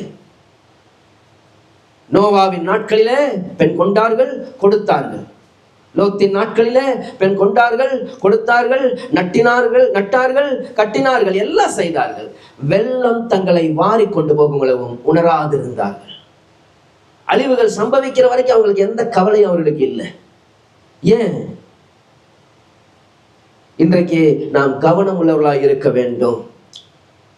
காலங்களை அறிகிற அறிவை நாம் அறிய வேண்டும். பவுல் தன் நிலையை நன்றாய் அறிந்திருந்தார், காலங்களை அறிந்திருந்தார். ஆகவே அருமையான தேவ ஜனமே, இரண்டாவது கதை சொல்றாரு பொல்லாத வேலையாட்களுக்கு எச்சரிக்கையார். மூன்றாவது கதை சொல்றாரு யாருக்கு? சுண்ணத்துக்காரருக்கு எச்சரிக்கையா இருங்கள். யார் அப்படின்னா அன்றைக்கு இருந்த யூதர்களை குறிக்கிறது. இன்றைக்கு இருக்கக்கூடிய பாரம்பரிய கிறிஸ்தவத்தை குறிக்கிறது. பாரம்பரியம்னா என்ன? மனுஷருடைய கற்பனைகளை உபதேசங்களாய் போதித்து வீணா எனக்கு ஆராதனை செய்கிறவர்கள். மனுஷருடைய கற்பனைகள் எது தேவனுடைய காரியங்கள் அல்ல. மனுஷருடைய கற்பனைகள் எப்பொழுதெல்லாம் தேவனுடைய வார்த்தைக்கு மேலாக மனுஷருடைய திட்டங்கள் பெரிதாய் காணப்படுகிறதோ, ஆவியானவரால் நடத்தப்படாத எந்த ஒன்றும், ஆவியானவரால் இயக்கப்படாத எது ஒன்றும் என்னதான்? பாரம்பரியம்தான். அங்க தேவன் இருப்பது இல்லை. அதனால கர்த்தர் சொன்னார், எழுத்து கொல்லுகிறது, ஆவியோ உயிர்ப்பிக்கிறது. வேதம் சொல்லுது, ஒரு மனிதன் முதலாவது தேவனை ஏற்றுக்கொள்ளுகிற பொழுது அவன் தேவனுடைய பிள்ளை ஆகிறான். அவருடைய நாமத்தில் விசுவாசம் உள்ளவர்கள். அவரை ஏற்றுக்கொள்ள எத்தனை பேர்? அத்தனை பேரும் தேவனுடைய பிள்ளைகள் ஆகும்படி கர்த்தர் அதிகாரம் கொடுத்தார். நல்லது. ஆனால் அது மாத்திரம் இல்லை, எவர்கள் தேவனுடைய ஆவியினால் நடத்தப்படுகிறார்களோ அவர்கள் தான் தேவனுடைய புத்திரர் என்று எண்ணப்படுவார்கள். ஏன் கலாத்திய சபையை பார்த்து கர்த்தர் சொல்லுகிறார், ஆவியினாலே ஆரம்பம் பண்ணின நீங்கள் கடைசியில் எங்க போய் முடிக்க போகிறீர்கள்? மாம்சத்தின்படி ஏன் முடிக்க போகிறீர்கள்? ஏனெனில் நீங்கள் கர்த்தருடைய சத்தத்தை கேட்பதற்கு பதிலாக மனிதனுடைய சத்தத்தை கேட்டு விட்டீர்கள். மனித சத்தம் அவர்களுக்கு பெரிதாய் போனது. கர்த்தருடைய சத்தத்துக்கு அவர்கள் செவி கொடுக்க முடியவில்லை. அது விளைவு என்ன? கர்த்தருடைய சத்தத்தை கேட்கும்படி மோசே மேலே ஏறி நிற்கிறான். இங்கோ ஜனங்கள் யாருடைய சத்தத்தை கேட்கிறான்? ஜனங்களுடைய சத்தத்தை கேட்டான். ஜனங்களுக்கு ஏற்ப ஆராதனையை மாற்றிவிட்டான். ஒரு கன்றுக்குட்டி உள்ளே நுழைந்தது. இந்த கன்றுக்குட்டி தான் எங்களை கொண்டு வந்தது என்று சொன்னார்கள். இன்றைக்கு கன்றுக்குட்டியின் ஆராதனைகள் பெருகினதற்கு காரணம் இதுதான். ஏனெனில் கர்த்தருடைய சத்தத்தை கேட்கிற மோசேக்களை நோக்கி பார்க்க தவறிவிட்டார்கள். இன்றைக்கு ஜனங்களை எப்படி திருப்திப்படுத்துவது என்ற நிலை உருவாகி காணப்படுகிறது. கவனமாயிருங்கள். சுண்ணத்துக்காரர்கள் அவர்கள் என்ன செய்தார்கள்? அவர்கள், நாங்கள் தேவனுடைய ஜனங்கள், நாங்கள் தேவனுடைய பிள்ளைகள், எங்களுக்கு ஒரே பிதா உண்டு. யோவான் ஸ்நானன் அவர்களை குறித்து சொல்லுகிறார், விரியன் பாம்பு குட்டிகளே, நீங்க உங்களை ஆபிரகாமின் குமாரர் என்று சொல்லுகிறீர்கள். இல்லை, நீங்க யாருடைய குமாரர்கள்? இல்லை, ஆபிரகாமின் குமாரர்கள் இல்லை. நீங்க ஆபிரகாமின் குமாரரா இருந்தா ஆபிரகாம் செய்த கிரியைகளை நீங்களும் செய்திருப்பீர்களே. அப்ப இன்றைக்கு நாட்கள்ல நாம் அடுத்ததாக இந்த பாரம்பரிய கிறிஸ்தவத்துக்கு கவனமா இருக்கணும். பாரம்பரியம்னா இந்த சபை அந்த சபைன்னு இல்லை, தேவனற்ற எல்லாமே, தேவனற்ற வாழ்க்கை. ஒரு தனி மனிதனுடைய வாழ்க்கையில எங்கே தேவனோடு எந்த உறவும் இல்லையோ அந்த மனிதன் பாரம்பரியத்துல இருக்கிறான்னு. நம்ம எங்கேயாச்சும் அங்கங்க யாராச்சும் ஒரு நாள் பாயிண்ட் பண்றதுலாம் வேலை இல்லை. பாரம்பரியம் என்பதுனா ஒரு மனிதன் தேவனால் நடத்தப்படாவிட்டாலே அவர் ட்ரெடிஷ்னல் கிறிஸ்டியனா மாறிடும். காலையில் எந்திரிக்கணும், எதையாவது ஒன்று ரெண்டை படிக்கணும். காலையில எந்திரிச்சு கர்த்தருடைய வார்த்தையை படிக்கும்போது உங்களோட கர்த்தர் பேசவில்லையானால் நீங்கள் ட்ரெடிஷ்னல் கிறிஸ்டியனாய் மாறிவிட்டீர்கள் என்று அர்த்தம்.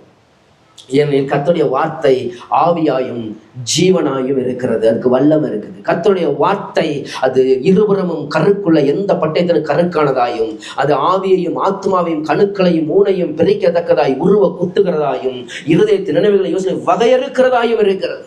அப்ப கர்த்தருடைய வார்த்தை, ஏனெனில் அந்த ஆதியிலே வார்த்தை இருந்தது, அந்த வார்த்தை தேவனிடத்தில் இருந்தது, அந்த வார்த்தை தேவனாகவே இருந்தது என்று வேதம் சொல்லுகிறது. அப்படி தேவனாய் இருக்கிற இந்த வார்த்தை நான் வாசிக்கிற பொழுது அது என்னுள் கடந்து சென்று என் வாழ்க்கையை மாற்ற வேண்டும், என் ஜீவியத்தை மாற்ற வேண்டும், அவருடைய சித்தத்தை என்னிலே நிறைவேற்ற வேண்டும். அதனால வாசலில் நின்று நான் கதவை தட்டுகிறேன். ஒருவன் சத்தத்தை கேட்டு கதவை திறந்தால் நான் வந்து அவனோடு போஜனம் பண்ணுவேன். என் பிதாவின் சித்தத்தின்படி செய்து என்னை அனுப்பினருடைய கிரியையை முடிப்பதை என்னுடைய போஜனமா இருக்கிறது என்று கர்த்தர் சொன்னார். அப்படியானால் கர்த்தருடைய வார்த்தை என்பது நம்மை தட்டி கொண்டு இருக்கிறது. அதனால என் கதவு நிலை அருகே காத்திருந்து என் வார்த்தைக்கு செவி கொடுக்கிற மனுஷன் பாக்கியவான் என்று கர்த்தர் சொல்லுகிறார்.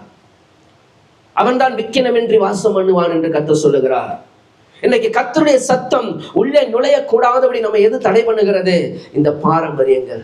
ஏன்னா இதெல்லாம் செஞ்சுட்டா ஓகே, கரெக்டா தசமமா இதை கொடுத்துடலாம், தசமா கொடுத்தா பரலவும் போயிடலாமா, நம்ம காணிக்கையை கொடுத்தா பரலவும் போயிடலாமா, நற்செயல்கள் செஞ்சா பரலவும் போயிடலாமா? இதுல நம்ம இங்க பூமியில என்ன செய்யறோமோ, ஏழைக்கு இறங்குறவன் கர்த்தருக்கு கடன் கொடுக்கிறான், அவன் கொடுத்ததை ஒரு திரும்ப கொடுத்துருவான். கொடுங்கள், அப்பொழுது உங்களுக்கு கூட கொடுக்கப்படும். அமைக்கு குளிக்கு சரிந்து விழும்படி உங்கள் மடியிலே அளக்கப்படும். சிறுக உதைக்கிறவன் சிறுக அரைப்பான், பெருக உதைக்கிறவன் பெருக அரைப்பான். இல்லையா? உங்க காணிக்கையில தசமபாகங்களை பண்டசாலையில் கொண்டு வாருங்கள், அப்பொழுது வானத்தில் பலகணிகளை திறந்து இடம் கொள்ளாமல் போகும்போது உங்களை ஆஸ்வதிக்க மாட்டேன். வாசி எல்லாமே பூமிக்குரியது. காணிக்கையை கொடுத்தோம்னா இந்த பூமியில எதை கொடுத்தாலும் அவர் திரும்ப கொடுத்துருவேன். அந்த வார்த்தை மட்டும் யாருமே தர மாட்டாங்க, அது வேற. கரெக்டா? கொடுக்கறதே எதுக்காக? தேவன் திரும்ப தருவார். இது எதுக்கு? இந்த பூமியில வாங்கிடலாம். வெறும் பணத்தினால் தேவனை திருப்திப்படுத்திட முடியாது. நம்ம வாழ்க்கை மாறணும். அப்ப என்னுடைய ஜீவியம் மாறணும். இயேசு வரும்பொழுதே எனக்கு என்னவா இருக்கிறார்னா, வெறும் ஆண்டவரா எனக்கு வரல, நான் புதிய உடன்படிக்கைக்குள்ள வந்திருக்கிறேன். பழைய உடன்படிக்கையில் இருக்கிற ஜனங்களுக்கு இஸ்ரவேலின் தேவன் வெறும் பயங்கரமானவர், அவர் எங்கேயோ சர்வ வல்லமையுள்ள தேவன், அவர் எங்கேயோ இருக்கிறாரு. அவர் பாத்தீங்கன்னா அந்த ஆசாரியர்கள் மாத்திரம் தான் போய் பார்க்க முடியும், தீர்க்கதரிசிகிட்ட தான் பேசுவாரு. புதிய ஏற்பாட்டுல அப்படி இல்லை. புதிய உடன்படிக்கையிலே வரும் பொழுதே அவர் இப்பொழுது இம்மானுவேலாய் வந்து விட்டார். தேவன் நம்மோடு இருக்கிறார், தேவன் என்னோடு இருக்கிறார். கிறிஸ்துவனர் மகிமையை நம்பிக்கையாக உங்களுக்கு இருப்பதே அந்த ரகசியம். என்றென்றைக்கு உங்களோடு கூட இருக்கும்படி சத்திய ஆவியாகிய தேற்றரவாளனை அவர் உங்களுக்கு தந்தருள்வார் என்று என்றென்றைக்கு என் கூட இருக்கிறார், எப்பொழுதும் என் கூட இருக்கிறார். என் கர்த்தர் ஏதோ ஒரு சில நேரங்கள் அல்ல, எப்பொழுதும் என்னோடு இருக்கிறார். இந்த உலகத்தின் முடிவு பரியந்தம் சகல நாட்களிலும் நான் உங்களுடனே கூட இருக்கிறேன் என்று கர்த்தர் சொல்லி இருக்கிறார். அப்ப என் கூடயே கர்த்தர் இருக்கிறார், என் கூடயே கர்த்தர் இருக்கிறார். அப்ப இந்த ஜீவியம் என்னுடைய உறவுகளின் அடிப்படையில் இருக்குது. அதனாலதான் சொல்றாரு, அவர் எனக்கு அப்பாவா இருக்கிறார், நான் அவருக்கு பிள்ளையா இருக்கிறேன். சீசர்ல பார்த்து சொல்றார், என் பிதாவிடத்தில் கேள்விப்பட்ட எல்லாவற்றையும் நான் உங்களுக்கு சொன்னேன், அதனால் நான் உங்களை என் சிநேகிதன் என்று சொல்லுகிறேன். அவரோடு இருக்கிற சீசனாய் மாறுகிற பொழுது அவன் சிநேகிதனாய் மாறுகிறான். இன்னைக்கு நம்ம எப்படி அப்ப தேவனோடு இருக்கிற அந்த உறவு நமக்குள்ள இல்லைன்னா நாம் இந்த சுண்ணத்துக்காரர்கள் சொல்லக்கூடிய நாம் என்ன சொல்ற பாரம்பரியத்தின் நிலையிலே கடந்து போகிறோம். அது என்ன செய்யுதுன்னா கொஞ்சம் கொஞ்சமா ஒன்றும் இல்லாம நம்மளை ரொட்டீனா இந்த வேலையை செஞ்சா எல்லாம் சரி அப்படின்னு நம்மளை நம்ப வைக்குது. அவ உணர்வற்ற நிலைகள்ல, அதான் உணர்வில்லாத நிலை. உணர்வில்லாத அவர்களுடைய இருதயம் இருள் அடைந்தது. இருள் இருந்துச்சுன்னா என்ன இருக்கும்? அங்க ஒழுங்கின்மையும் வெறுமையும் தான் இருக்கும். அனைவருடைய வாழ்க்கை ஒழுங்கின்மையும் வெறுமையுமாய் மாறுவதற்கு காரணம் என்ன? அங்கே கர்த்தருடைய அசைவாடுதல் அங்கே இல்லை, கர்த்தருடைய காரியங்கள் அங்கே இல்லை, ஆவியானுடைய நடத்துதல் இல்லை. தேவன் நடத்தாத ஒரு மனிதன் தன் சுய பலத்துல சுய பக்தியை சார்ந்து கொள்ளுகிற பொழுது அவன் ஒரு நாளும் தேவனுக்கு ஏற்றவனாய் உருவாக்கப்படுவது இல்லை. தேவன் ஒரு மனிதனை நடத்த வேண்டும், அதுக்கு தான் கர்த்தர் வந்திருக்கிறார். இன்றைக்கு ஆவியானவர் இல்லாத தேவனால் நடத்தப்படாத ஒரு வாழ்க்கை தான் மிக ஆபத்தானது. இதை குறித்து அவர் சொல்றாரு, எச்சரிக்கையாயிருங்கள். இப்ப அவர் சொல்றாரு, எல்லாம் சொல்லிட்டு என்னுடைய வாழ்க்கையில இருக்கக்கூடிய பெருமையான காரியங்களை தூக்கி வீசுகிறேன். இந்த 3 ஜனத்தை குறித்து நான் என்னை விட்டு பிரித்துக் கொள்ளுகிறேன். இந்த 3 கூட்டத்தாரை குறித்து நான் கவனமுள்ளவர்களாக இருக்கிறேன். ஏனெனில் இவர்கள் நான் அறிய வேண்டிய இயேசுவை தவறாக எனக்கு அறிவித்து விடுகிறார்கள். நமக்குள்ளாக வரக்கூடிய ஆவிக்குரிய பெருமைகள் மிகப்பெரிய ஆபத்தாய் முடிகிறது. பவுல் தன் வாழ்க்கையின் மிக மேன்மையான காரியங்கள் என்று எண்ணினவைகளை எல்லாம் தூக்கி வீசி விடுகிறார். அதெல்லாம் அவருடைய பெருமையின் அடையாளமாய் மாறிவிடும். மேன்மை பாராட்டு, நானும் மேன்மை பாராட்டலாம் சொல்றாரு, மேன்மை பாராட்டலாம். ஆனா அது என்னது? ஒரு பிரயோஜனம். ஒரு இடத்துல சொல்றாரு, இப்படி கிரியைகளை நடப்பிப்பதற்கு நான் எவ்வளவு வேணும் தகுதியுடையவன் அல்ல, எனக்கு எந்த தகுதியுமே எனக்கு இல்லை. எங்களால் ஏதாவது ஒன்று ஆகும் என்று நாங்கள் எண்ணுவதற்கு நாங்கள் எங்களில் தகுதியுடையவர்கள் அல்ல என்று சொல்லுகிறார். இதெல்லாம் அவர் தகுதி என்று சொல்லவில்லை, எனக்கு எந்த தகுதியும் இல்லை என்று அவர் சொல்லுகிறார். அங்கிருந்து தான் அவருடைய தகுதி தொடங்குகிறது. இன்றைக்கு நம்மை குறித்ததான மன மேட்டிமைகள், பெருமைகள், அந்த பரிசேயனுடைய ஜெபம் என்ன செய்தது என்று சொன்னால், அவன் மற்றவரை நியாயம் தீர்த்து கொண்டிருந்தது. நான் வாரத்தில் 2 தடவை உபவாசிக்கிறேன், என் எல்லாவற்றிலும் தசமபாகம் செலுத்தி கொண்டு வருகிறேன். இந்த ஆயக்காரனை போல் நான் இல்லை, ஏனெனில் அவன் இருதயங்கள் மாற்றப்படவே இல்லை. அவன் இருதயத்திலே மன வேட்டிமையும் பெருமையும், இந்த மன வேட்டிமையும் பெருமை என்ன செய்து மற்றவனை குற்றம் சாட்டி கொண்டே இருக்கும், மற்றவனுடைய காரியங்களை கவனித்துக் கொண்டே இருக்கும். பிறனை குற்றவாளியாக தீர்க்கிறதற்கு நீ யார்? கர்த்தருடைய வேதம் சொல்லுகிறது. ஆனால் இங்க என்ன நடக்குது? இந்த பெருமை மற்றவர்களை குற்றம் சாட்டுகிறது, தன்னை மேன்மையானவனாக எண்ணுகிறது. அது நிமித்தம் என்ன நடக்குது அப்படின்னு சொன்னா, அங்கு ரட்சிக்கப்பட வேண்டிய ஒரு மனிதன் இருக்கிறான், தேவனை சந்திக்க வேண்டிய ஒரு மனிதன் வாசல் அருகே நின்று கொண்டிருக்கிறான். அவனை உள்ளே அழைத்து வரக்கூடிய இருதயம் இவனுக்கு இல்லை. இந்த மனமேட்டுமையானது என்ன செய்தது என்று சொன்னால், வெளியே நிற்கிற அவன் மார்பிலை அடித்துக் கொண்டு பாவியாகிய என் மேல் கிருபையாயிரும் என்று சொல்கிற அந்த நாளிலே அவன் உள்ளே தேவனுடைய ஆலயத்தின் உண்மையான ஆலயத்துக்கு உள்ளே வந்து விட்டான். உள்ளே நிற்கிற இவனோ புறம்பே தள்ளப்பட்டு விட்டான். கர்த்தர் சொல்லுகிறார், அவனல்ல இவனே நீதிமானாக்கப்பட்டவனாய் திரும்பி போனான். பரலோக ராஜ்யத்திலே நீதிமான்கள் மாத்திரம்தான் பிரவேசிக்க முடியும். அவருடைய ரத்தத்தினால் கழுவப்பட்டவன் தான் நீதிமான் என்று வேதம் சொல்லுது. நம்முடைய ரத்தத்தினாலே நீதிமான்கள் ஆக்கப்பட்டிருக்கிறோம். நீதிமான்களுடைய பேரோட அவனுடைய பேர் எழுதப்படாது இருப்பதாக என்று எழுதப்பட்டிருக்கிறது. ஜீவ புஸ்தகனுடைய நாமத்தை கிறுக்கி போடும். ஜீவ புஸ்தகத்திலே பேர் எழுதப்படாதவர்கள் நித்திய அக்னியிலே தள்ளப்பட்டார்கள் என்று கர்த்தருடைய வேதம் சொல்லுகிறது. அப்போ ஒரு மனிதன் அவனுடைய சுய நீதி, சுய பெருமை என்ன நடக்குதுன்னு சொன்னா, தேவனை அறிகிற அறிவை விட்டு அவனை கீழே, தேவனை அறியல. அவன் தன்னைத்தான் தாழ்த்துகிறவன் எவனும் உயர்த்தப்படுவான். தேவனை அறிய முடியல. பெருமை தேவனை அறிய விடாது. வேதம் சொல்லுகிறது, அவர் பட்ட பாடுகளினாலே கீழ்ப்படிதலை கற்றுக்கொண்டார் என்று வேதம் சொல்லுகிறது. அவர் தமக்குண்டான பயபக்தியின் நிமித்தம் வேண்டுதல் செய்து தம் பட்ட பாடுகள் கீழ்ப்படிதலை கற்றுக்கொண்டார். இன்றைக்கு நமக்கு நம்முடைய வாழ்க்கையில இன்றைக்கு கிறிஸ்துவை அறிய முடியாமல் இருப்பதற்கு ஒரு காரணம் சுய நீதிகளும் பெருமைகளுமாய் காணப்படுகிறது. இன்னைக்கு அநேகருடைய சுய நீதி, நாங்க யார் தெரியுமா அப்படிங்கிற ஒரு நிலை நமக்குள்ள வரும் பொழுது பரிசேயன் தன்னுடைய அடையாளத்தை காண்பிக்கிறான். தேவன்கிட்ட போய் எப்படி ஜெபிக்கிறான்? தேவனை துதிப்பதற்கு 1000 காரியங்கள் இருக்கலாம், ஆனால் தன்னுடைய சுய நீதியிலிருந்து தான் அவன் தேவனையே துதிக்கிறான். நான் யார் என்று அவருக்கு அடையாளப்படுத்துகிறான். தானியேல் ஏன் தேவனுக்கு பிரியமானவன் தெரியுமா? அவனுடைய ஜெபம், ஆண்டவரே எங்கள் நீதிகள் எல்லாம் அழுக்கான கந்தைகளை போல இருக்கிறது ஆண்டவரே.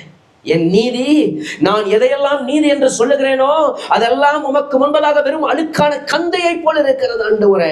கர்த்தர் சொல்கிறார், பிரியமான புருஷனாகிய தானியேலே, நீ வேண்டிக் கொள்ள தொடங்கின பொழுதே கட்டளை பிறந்தது. இன்றைக்கு ஏன் அநேகரை கட்டளை பிறகு சுய நீதியும் சுய பெருமையும் என்ன செய்ய வேண்டியது? நம்மை தாழ்த்த முடியவில்லை. பவுல் அறிந்திருந்த வண்ணமாய் நாம் இயேசுவை அறிந்தோமானால் அது நலமாயிருக்கும். அதான் பவுல் சொல்லுகிறார், இப்ப நான் என்ன செய்யறேன்? நான் அவரை அறிய வேண்டும், இதெல்லாம் தூக்கி வீசுகிறேன். இப்படிப்பட்ட மனிதர்களை விட்டு என்னை பிரித்துக் கொள்ளுகிறேன். நான் ஒன்று செய்கிறேன், நான் அவரை அறிய வேண்டும். அந்த 10வது அதிகார வசனத்துல அந்த பிலிப்பியர் 3:10 சொல்றார், இப்படி நான் அவரையும், முதலாவது நான் அவரை அறிய விரும்புகிறேன். அவரை எப்படிப்பட்டவர் என்று அறிய விரும்புகிறேன். அவருடைய வல்லமையை நான் பார்க்க விரும்புகிறேன். இன்றைக்கு அவரை அறிகிற அறிவிலே நாம் வளர வேண்டும் என்று கர்த்தர் விரும்புகிறார். இரண்டாவதாக சொல்றாரு, அவரை அறிஞ்சதுக்கு அப்புறம் அடுத்து நான் அவர்கிட்ட இருந்து என்னத்தை அறிய விரும்புகிறேன். இன்னைக்கு இயேசுவை அறிந்ததுக்கு அப்புறம், இயேசுவை ஆண்டவர்னு ஏற்றுக்கொண்டதுக்கு அப்புறம், அதுக்கப்புறம் அவர் அறிகிற அறிவு எங்க வேற பக்கம் திரும்பி போயிருது. சிலுவையில் அவர் தங்கினார் அப்படிங்கிறது நிறைய பேருக்கு இன்னைக்கு கலிகூறுதலாய் மாறிவிட்டது. இன்னைக்கு சிலுவை என்பது, நான் சிலுவையை நினைக்கிற பொழுது என் கண்ணங்களிலே கண்ணீர் வருவது இன்றைக்கு நிறுத்தப்பட்டு விட்டது. நான் சிறு பிள்ளையாக இருந்த நாட்களில திருவிருந்து எடுக்கிற பெரிய நபர்களை நான் பார்த்திருக்கிறேன். எங்க சபையில, நாங்க இருந்த சபையில அவர்கள் எல்லாம் முழங்கால் நின்று அப்படியாய் அந்த கண்ணீரை வடித்துக் கொண்டே இருப்பார்கள். அந்த சிலுவை பாடல்களை பாடுகிற பொழுதெல்லாம் அவர்கள் உடைந்து ஒவ்வொருவரும் அழுகிறதை நாங்கள் பார்த்து கொண்டிருப்போம். சின்ன பிள்ளைகள் நாங்கெல்லாம் வந்து என்ன செய்ய முடியாது, நாங்க அப்படியே அந்த வரிசை வெளியே இருந்து பார்த்துட்டே இருப்போம். ஏன் எல்லாம் அழுகிறாங்கன்னு தெரியல. ஆனா இன்றைக்கு ஏறுகின்றார் தள்ளாடி தவழ்ந்து சந்தோஷமா பாடிட்டு இருக்காங்க. அது மகிழ்ச்சி ஆயிடுச்சு. எல்லாமே சிலுவை என்பது இன்றைக்கு மகிழ்ச்சியின் அடையாளமாய் மாறினது. தேவனுடைய பாடுகளை உணர முடியவில்லை.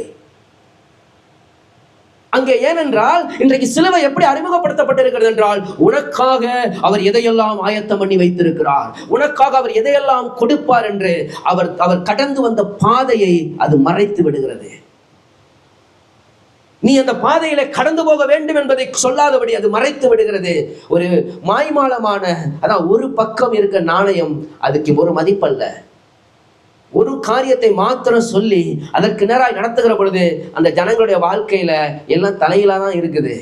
ஏன்னா இன்னொரு பக்கத்தை அவர்களுக்கு காண்பித்து கொடுக்கவே இல்லை. பவுல் ஆனா அப்படி இல்லை. அவர் நன்றாய் அறிந்திருக்கிறார். அவர் சொல்றாரு, நான் அவருடைய உயிர்த்தெழுதலின் வல்லமையை அறிய விரும்புகிறேன். உயிர்த்தெழுதலுக்குள்ள அவர் போனார் இல்லையா, அந்த உயிர்த்தெழுதலின் வல்லமையை நான் அறிய வேண்டும். 1 கொரிந்தியர் 15வது அதிகாரம் 22 26 வரைக்கும் வாசிக்கும். 1 கொரிந்தியர் 15வது அதிகாரம் 22 26 வரைக்கும். ஆதாமுக்குள் எல்லாரும் மரிக்கிறது போல கிறிஸ்துவுக்குள் எல்லாரும் உயிர்ப்பிக்கப்படுவார்கள். அவனவன் தன் தன் வரிசையிலே உயிர்ப்பிக்கப்படுவான். முதற் பலனானவர் கிறிஸ்து, பின்பு அவர் வருகையில் அவருடையவர்கள் உயிர்ப்பிக்கப்படுவார்கள். அதன் பின்பு முடிவு உண்டாகும். அப்பொழுது அவர் சகல துரைத்தனத்தையும் சகல அதிகாரத்தையும் வல்லமையும் பரிகரித்து தேவனும் பிதாவுமாயிருக்கிறவருக்கு ராஜ்யத்தை ஒப்பு கொடுப்பார். எல்லா சத்துருக்களையும் தமது பாதத்திற்கு கீழாக்கி போடும் வரைக்கும் அவர் ஆளுகை செய்ய வேண்டியது.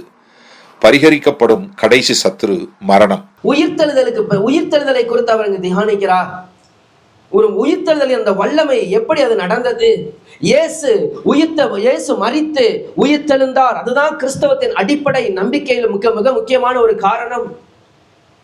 அதுவரைக்கும் இருந்த பரிசேயனாகிய பவுலுடைய நம்பிக்கை எடுத்துக்கிட்டோம் அப்படின்னு சொன்னா, அதுக்கு முன்பதாக யூதர்களை 2 பிரிவாக பைபிள் சொல்லப்பட்டிருக்கு. ஒன்று சதுசேயர்கள், இன்னொன்று யாரு?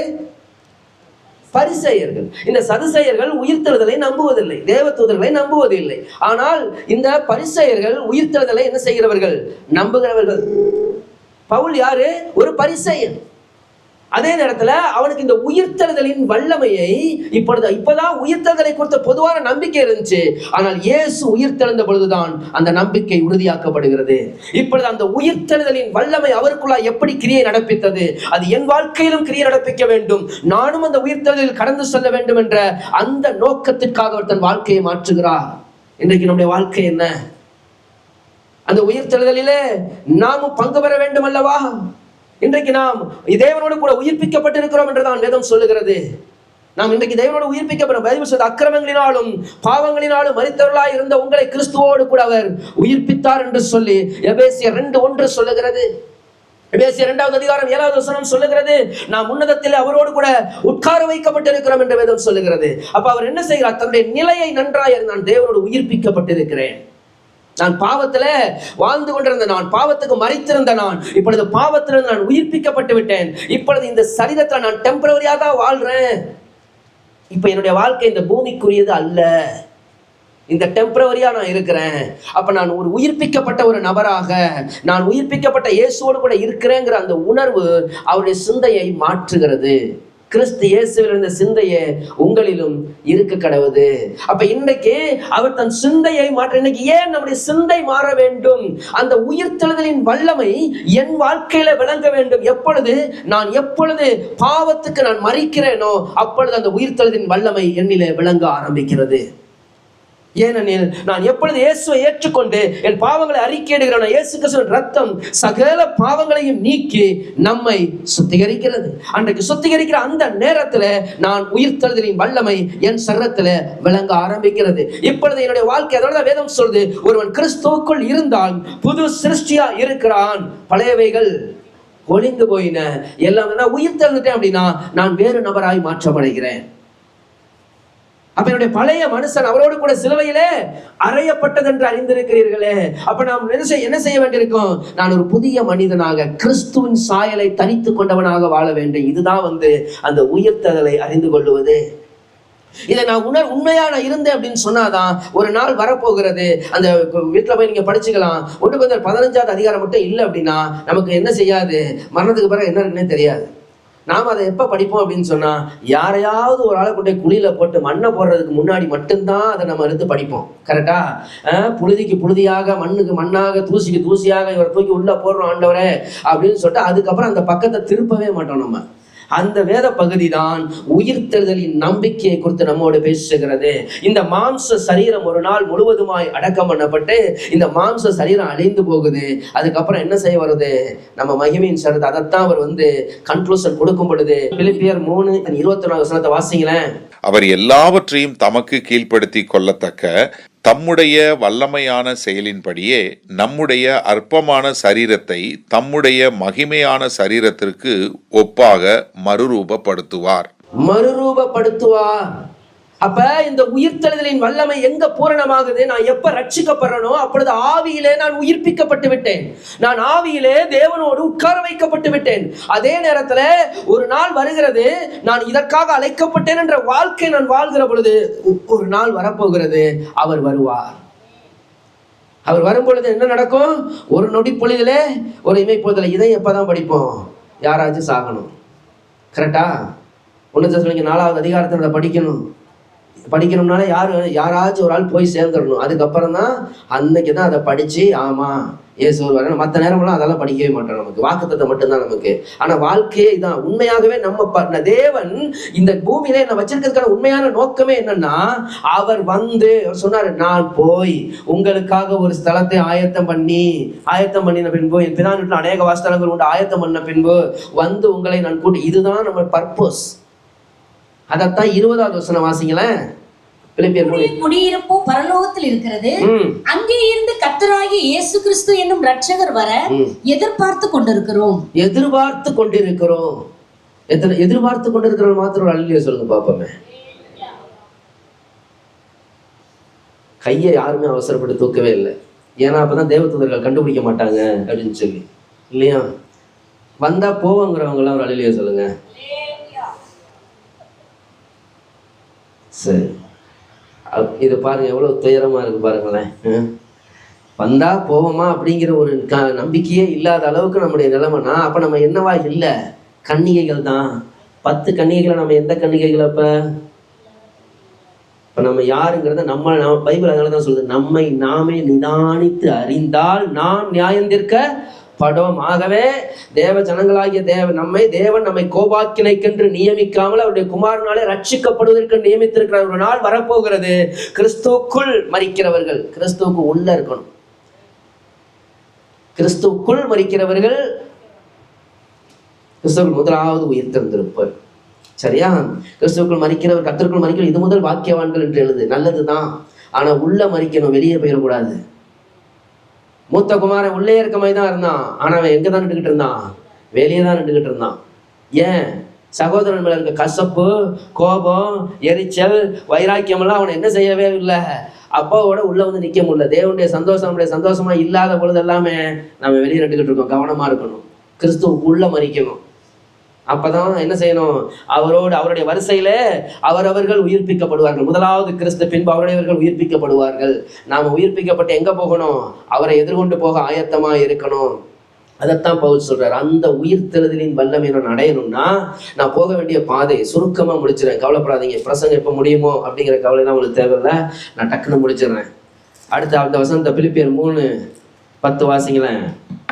இப்படி நான் அவரையும் அவருடைய உயிர்த்தெழுதலின் வல்லமையும் அவருடைய பாடுகளின் ஐக்கியத்தையும் அறிகிறதுக்கு. அடுத்து என்னது? பாடுகளின் ஐக்கியம். பாடுகள் என்பது என்னவா? தேவ பிள்ளைகளுக்கு நம்மளுக்கு பாடு வந்துட்டாலே சாத்தானை துரத்துறதே ஒரு பிரதான வேலை. எல்லா பிசாசையும் துரத்தி எப்படியாவது ஜபிச்சு எங்கெங்க ஊழியக்காரர்கள்லாம் கிடைப்பார்களோ, யாரெல்லாம் ஜபிக்கலாம் கிடைக்குமா கிடைச்சு அதை வச்சு எப்படியாவது அதுல இருந்து வெளியே வந்துடும். நல்லா தெரிஞ்சுக்குங்க, எல்லா பாடுகளும் பிசாசிட்ட இருந்து வரது. தேவன் அதை அனுமதிப்பார் சில நேரங்கள். ஏன்னா சில நேரங்கள்ல நம்மை உருவாக்குவதற்கு பாடுகளை பார்க்க பெரிய வழியில் எந்த நபர்கிட்ட வேணாலும் போயிடுங்க. நீங்க எந்த காலத்துல உண்மையா கர்த்தரோட நெருக்கமா இருந்தீங்கன்னு கேளுங்க, பாடுகளின் காலம்னு தான் பதிவு. மகிழ்ச்சியா கலி கூர்ந்திருந்த காலத்துலயா? இல்லவே இல்லை. எப்ப எல்லாம் உபத்திரவத்தின் குகையிலே நம்மளை தெரிந்து கொண்டாரோ அப்பதான் நம்ம உருப்பிட்டு இருக்கோம்னு அர்த்தம். நம்ம வேற வகையில உருப்புறதுக்கு வழியே கிடையவே கிடையாது. நம்மை உடைக்காமல் கர்த்தரால் உருவாக்கவே முடியாது. ஆகவே அதனாலதான் பைபிள் சொல்லுது, அவரோடு கூட பாடுபட்டால் அவரோடு உங்களை சுற்றி எரிகிற அக்னியை குறித்து ஏதோ புதுமை என்று திகையாமல் அவருடைய பாடுகளுக்கு நீங்களும் என்ன செய்யுங்க? பங்காளிகள் ஆனதால் சந்தோஷப்படுங்கள் அப்படின்னு பைபிள் சொல்லுது. எத்தனை பேர் சந்தோஷப்பட்டிருக்கோம்? அத்திமரம் துளிர் விடாமல் போனாலே சிரிச்சுக்கிட்டே பாடுவோம் நம்ம, என்னன்னு புரியாமல இல்லையா? எல்லாவற்றிலும் கர்த்தருக்குள் எப்படி இருக்கணுமா நம்ம?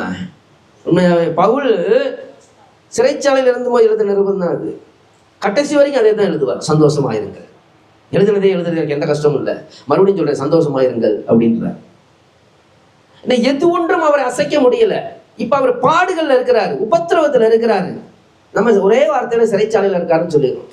இன்னைக்கே சிறைச்சாலைகளுடைய நிலைமை அப்படின்னா அந்த நாட்களை யோசிச்சு, ரோமர்கள் தான் இருக்கிறதுலே கொடூரமான ஒரு அதிகாரம் கொண்டவர்கள், அல்லது ஒரு சாம்ராஜ்யத்திலே ரொம்ப மோசமான மனநிலை கொண்டவர்கள் யார் அப்படின்னா ரொம்ப கொடூரமானவர்கள்னா ரோமர்கள் ஒருத்தங்க. ரோமர்களுடைய வரலாறுகளை எடுத்து படிச்சோம்னு சொன்னா அவர்கள் சாதாரண மனிதர்களுக்காக, கிறிஸ்தவர்களுக்காக எந்த மனிதர்களை உபத்திரவப்படுத்தினதில் அவர்கள் அளவுக்கு கொடூரமாய் மனிதர்களை கொலை செய்தவர்கள் ரொம்ப கம்மி. இப்ப இஸ்ரவேல் மக்களை பாபிலோனியர்கள்லாம் சிறைபிடித்து கொண்டு போனாங்க, இந்த அளவுக்கு இல்லை. ரொம்ப கொடூரமான ஒரு மனநிலை கொண்ட ஒரு கூட்டம் தான் அவங்க. அவர்கள் தான் இப்ப சிறைச்சாலையில வச்சிருக்கிறாங்க பவுல. ஒரு வேத பண்டிதர் இப்படியே எழுதியிருந்தார், என் கைகளினால் எழுதுகிறேன் அப்படின்னு. நம்ம அப்படியே ஒரு வார்த்தையில கைகளினால் எழுதுகிறேன். அப்பா கைகளினால எழுதுறான்னு சாதாரண இல்ல. நம்ம ஊர்ல இருக்க மதியில விலங்கு கிடையாது. கைகள் விலங்குகளால் பூட்டப்பட்டிருக்குன்னா அந்த விலங்குக்கு உள்ள கூர்கூரா வச்சிருப்பாங்க. அது என்ன இருக்கும், அந்த இருப்பு விலங்குல உள்ள எல்லாம் ஆணி மாதிரி இருக்கும். ஏன்னு கேட்டீங்கன்னா அவன் தப்பிக்கிறதுக்கான முயற்சி எடுக்கக்கூடாது அப்படின்ட்டு. அது அசைச்சாலே என்ன நடக்கும், குத்த ஆரம்பிச்சிடும். அப்ப கைகளினாலே எழுதினேன் அப்படின்னா நமக்கு வார்த்தைப்பா, அது பவுலுக்கு வார்த்தை இல்ல, ஒவ்வொன்றும் ஒரு துளி ரத்தம். நிருபம் சும்மா கிடைச்சிடல, சிறைச்சாலை நிருபம் அப்படி படிச்சுட்டு போயிடணும். அங்கிருந்து ஒரு மனிதனால் தேவனுடைய சந்தோஷத்தை அனுபவிச்சு, அவனுடைய சந்தோஷம் எது தெரியுமா? நாம் அனுபவிக்கிற சந்தோஷம் அல்ல, நாம் எதெல்லாம் கிடைத்தா சந்தோஷம் நினைக்கிறோம் அது அல்ல. அந்த மனிதனுடைய சந்தோஷம் என்பது எதுவா இருந்தது என்று சொன்னால் தேவனோடு பாடுகளை அனுபவிப்பதை அவன் தெரிந்து கொண்டான். இன்றைக்கு தேவ பிள்ளைகளாகிய நம்முடைய வாழ்க்கையில கொஞ்சம் நெருக்கம் வந்துச்சுன்னா, போராட்டம் வந்துச்சுன்னா உடனே என்ன பண்ணிடுறோம்? பாடுகள்ல தான் தேவனை அறிய முடியும். இயேசு சிலுவையில கடந்து போனது பாடுகளின் பாதை என்று கர்த்தருடைய வேதம் சொல்லுகிறது. அதுதான் அந்த பாடுகளின் பாதையில் அவர் கடந்து போனார், தன்னை ஒப்பு கொடுத்தார். பைபிள் சொல்லுது, வையப்படும் பொழுது பதில் வையாமல் அவர் நியாயமாய் தீர்ப்பு செய்கிறவருக்கு தம்மை ஒப்பு கொடுத்தார். இன்னைக்கு கொஞ்சம் பாடுகள் உபத்திரவங்கள் வரும் பொழுது நம்மளால நிக்க முடியல, பாடுகள்ல கடந்து போக முடியல நம்மளால. ஆனா பைபிள் சொல்றது, கொஞ்ச காலம் பாடு அனுபவிக்கிறவங்களை கர்த்தர் சீர்படுத்தி ஸ்திரப்படுத்தி பலப்படுத்தி நிலை நிறுத்துவார். நிலை நிறுத்துறதுக்கு தான் பாடு, அதுதான் நம்மளை உருவாக்குது.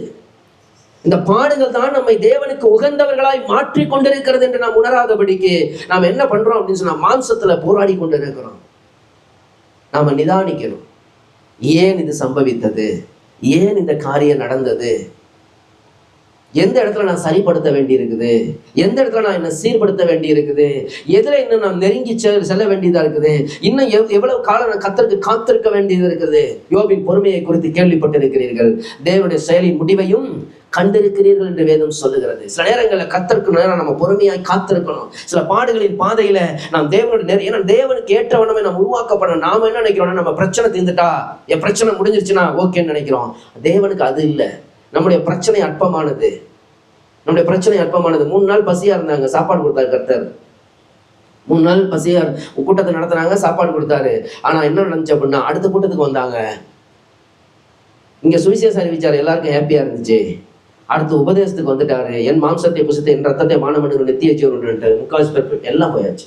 12 பேர் மட்டும் தான் நிற்கிறாங்க. ஸோ பரலோக ராஜ்யம் தான் அவருக்கு பிரதானமானது. இழந்து போனதை தேடவும் ரட்சிக்கவும் மனுஷகுமாரன் இந்த பூமிக்கு வந்தார். என் வாழ்க்கையிலே உங்க வாழ்க்கையில கர்த்தர் வந்தது நம்மை பரலோகத்துக்கு அழைத்து செல்ல, இந்த பூமியில நம்மளை செல்வவான்களாகவும் இந்த பூமியில மிகச்சிறந்த வெற்றியாளர்களாய் மாற்றுகிறதுல கர்த்தருடைய பிரதான காரியம். அதனால கர்த்தர் சொன்ன, முதலாவது தேவனுடைய ராஜ்யத்தை, தேவனுடைய நீதியை தேடுங்கள், அப்பொழுது இவைகள் எல்லாம் உங்களுக்கு கூட கொடுக்கப்படும். ஒரு வசனம் மட்டும் வாசிங்க, மார்க்கு 10வது அதிகாரம் 28-31 வரைக்கும். மார்க்கு 10வது அதிகாரம் 28-31 வரைக்கும்.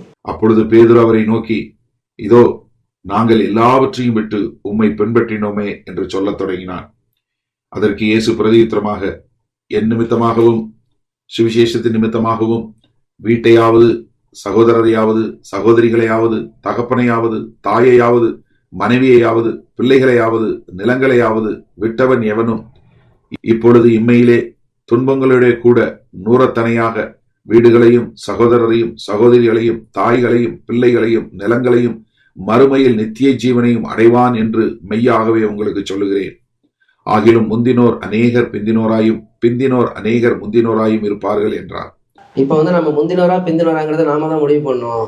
ஆனா இங்க முக்கியமான ஒரு விஷயம் என்ன அப்படின்னா, எல்லாத்துலயும் எதையெல்லாம் நம்ம கர்த்தருக்கு விட்டோம்னா என்ன கிடைக்கும்? அப்படியே மட்டும் இல்லை, இம்மையில துன்பத்தோடு கூட அப்படின்னு தான் வசனம் இருக்கும். அந்த வசனத்தை மட்டும் நம்ம படிக்கவே மாட்டோம். ஏன்னா இது மாட்களை மட்டும்தான் இருக்கும். நம்ம மத்தையிலையும் லூக்காவிலையும் எடுத்து பார்த்தோம்னா இப்படி இருக்காது. அதனால நம்ம இந்த வசனங்களை வாசிக்கும் போது கர்த்தருடைய புஸ்தகத்தில் தேடி வாசியுங்கள், அவைகள் ஒன்றும் ஜோடில்லாதிராது, கர்த்தருடைய ஆவி அவைகளை சேர்க்கும். அப்போ ஒருத்தர் விட்டதை இன்னொருத்தர் எழுத வச்சிருக்கிறார். அதனாலதான் கர்த்தர் 4 சுவிசேஷத்தை கொடுத்திருக்கிறார். சுவிசேஷத்தை ஏன் ஒன்னா விடல? 1 10 இல்லையா? ஆனா ஏன் 4 சுவிசேஷத்தை கொடுத்திருக்கிறார்? எல்லாம் கர்த்தருடைய வார்த்தை தான், எல்லாம் அவருடைய வாழ்க்கையை கொடுத்த காரியங்கள் தான். ஒன்றோடு ஒன்றை இணைத்து வாசித்தால் தான் அங்க என்ன சொல்ல வராரு. அப்ப இந்த பூமியில என்ன இருக்கு? அதனாலதான் கர்த்தர் இருக்கும்போதே சொல்லிட்டாரு, உலகத்திலே உபத்திரவம். அப்ப கிறிஸ்தவர்களாகிய நமக்கு என்ன உண்டு? என் நாமத்திலிருந்து நீங்கள் எல்லா நாளும் நேசிக்கப்படுவீர்கள். அப்ப நமக்கு வசனம் கரெக்டாக தான் சொல்லி இருக்குது. நம்ம தான் தலைகளாக புரிந்து வைத்துக் கொண்டு இருக்கிறோம். அதனாலதான் நம்ம டென்ஷன் ஆகிருக்கோம். ஏன் இது நடக்கிறது? நடக்கணும், நடந்தாதான் நம்ம சரியா இருக்கணும்னு இருக்கும். நம்மளை எல்லாரும் நேசிக்கணும் அவசியமே இல்லை. இயேசுவை எல்லாரும் நேசிக்கல. நான் உலகத்தான் அல்லாதது போல நீங்களும் உலகத்தான் அல்ல, உலகம் தன்னுடையதை நேசிக்கும். அவர்கள் என்னை பகைத்தால் உங்களையும் அதான் நடக்கும். அப்ப பாடுகள் நல்லதா கெட்டதா? நல்லது, வரத்தான் செய்யும். எவனுக்கு எந்த என்ன மட்டும் நாங்க குறி வச்சு தாக்குறாங்க. ஏன்னா நீங்க தான் தேவனோடு இருக்கிறீங்க. ஈட்டி கையில இருக்கு, யாரையுமே கொள்றதுக்கு எரியல, தாவீதை கொள்றதுக்கு தான் எரியுவான். கரெக்டா? ஏன்? அவன் தான் அபிஷேகம் பெற்றான். ஈட்டி எத்தனை பேருக்கு எரியப்பட்டிருக்கிறது?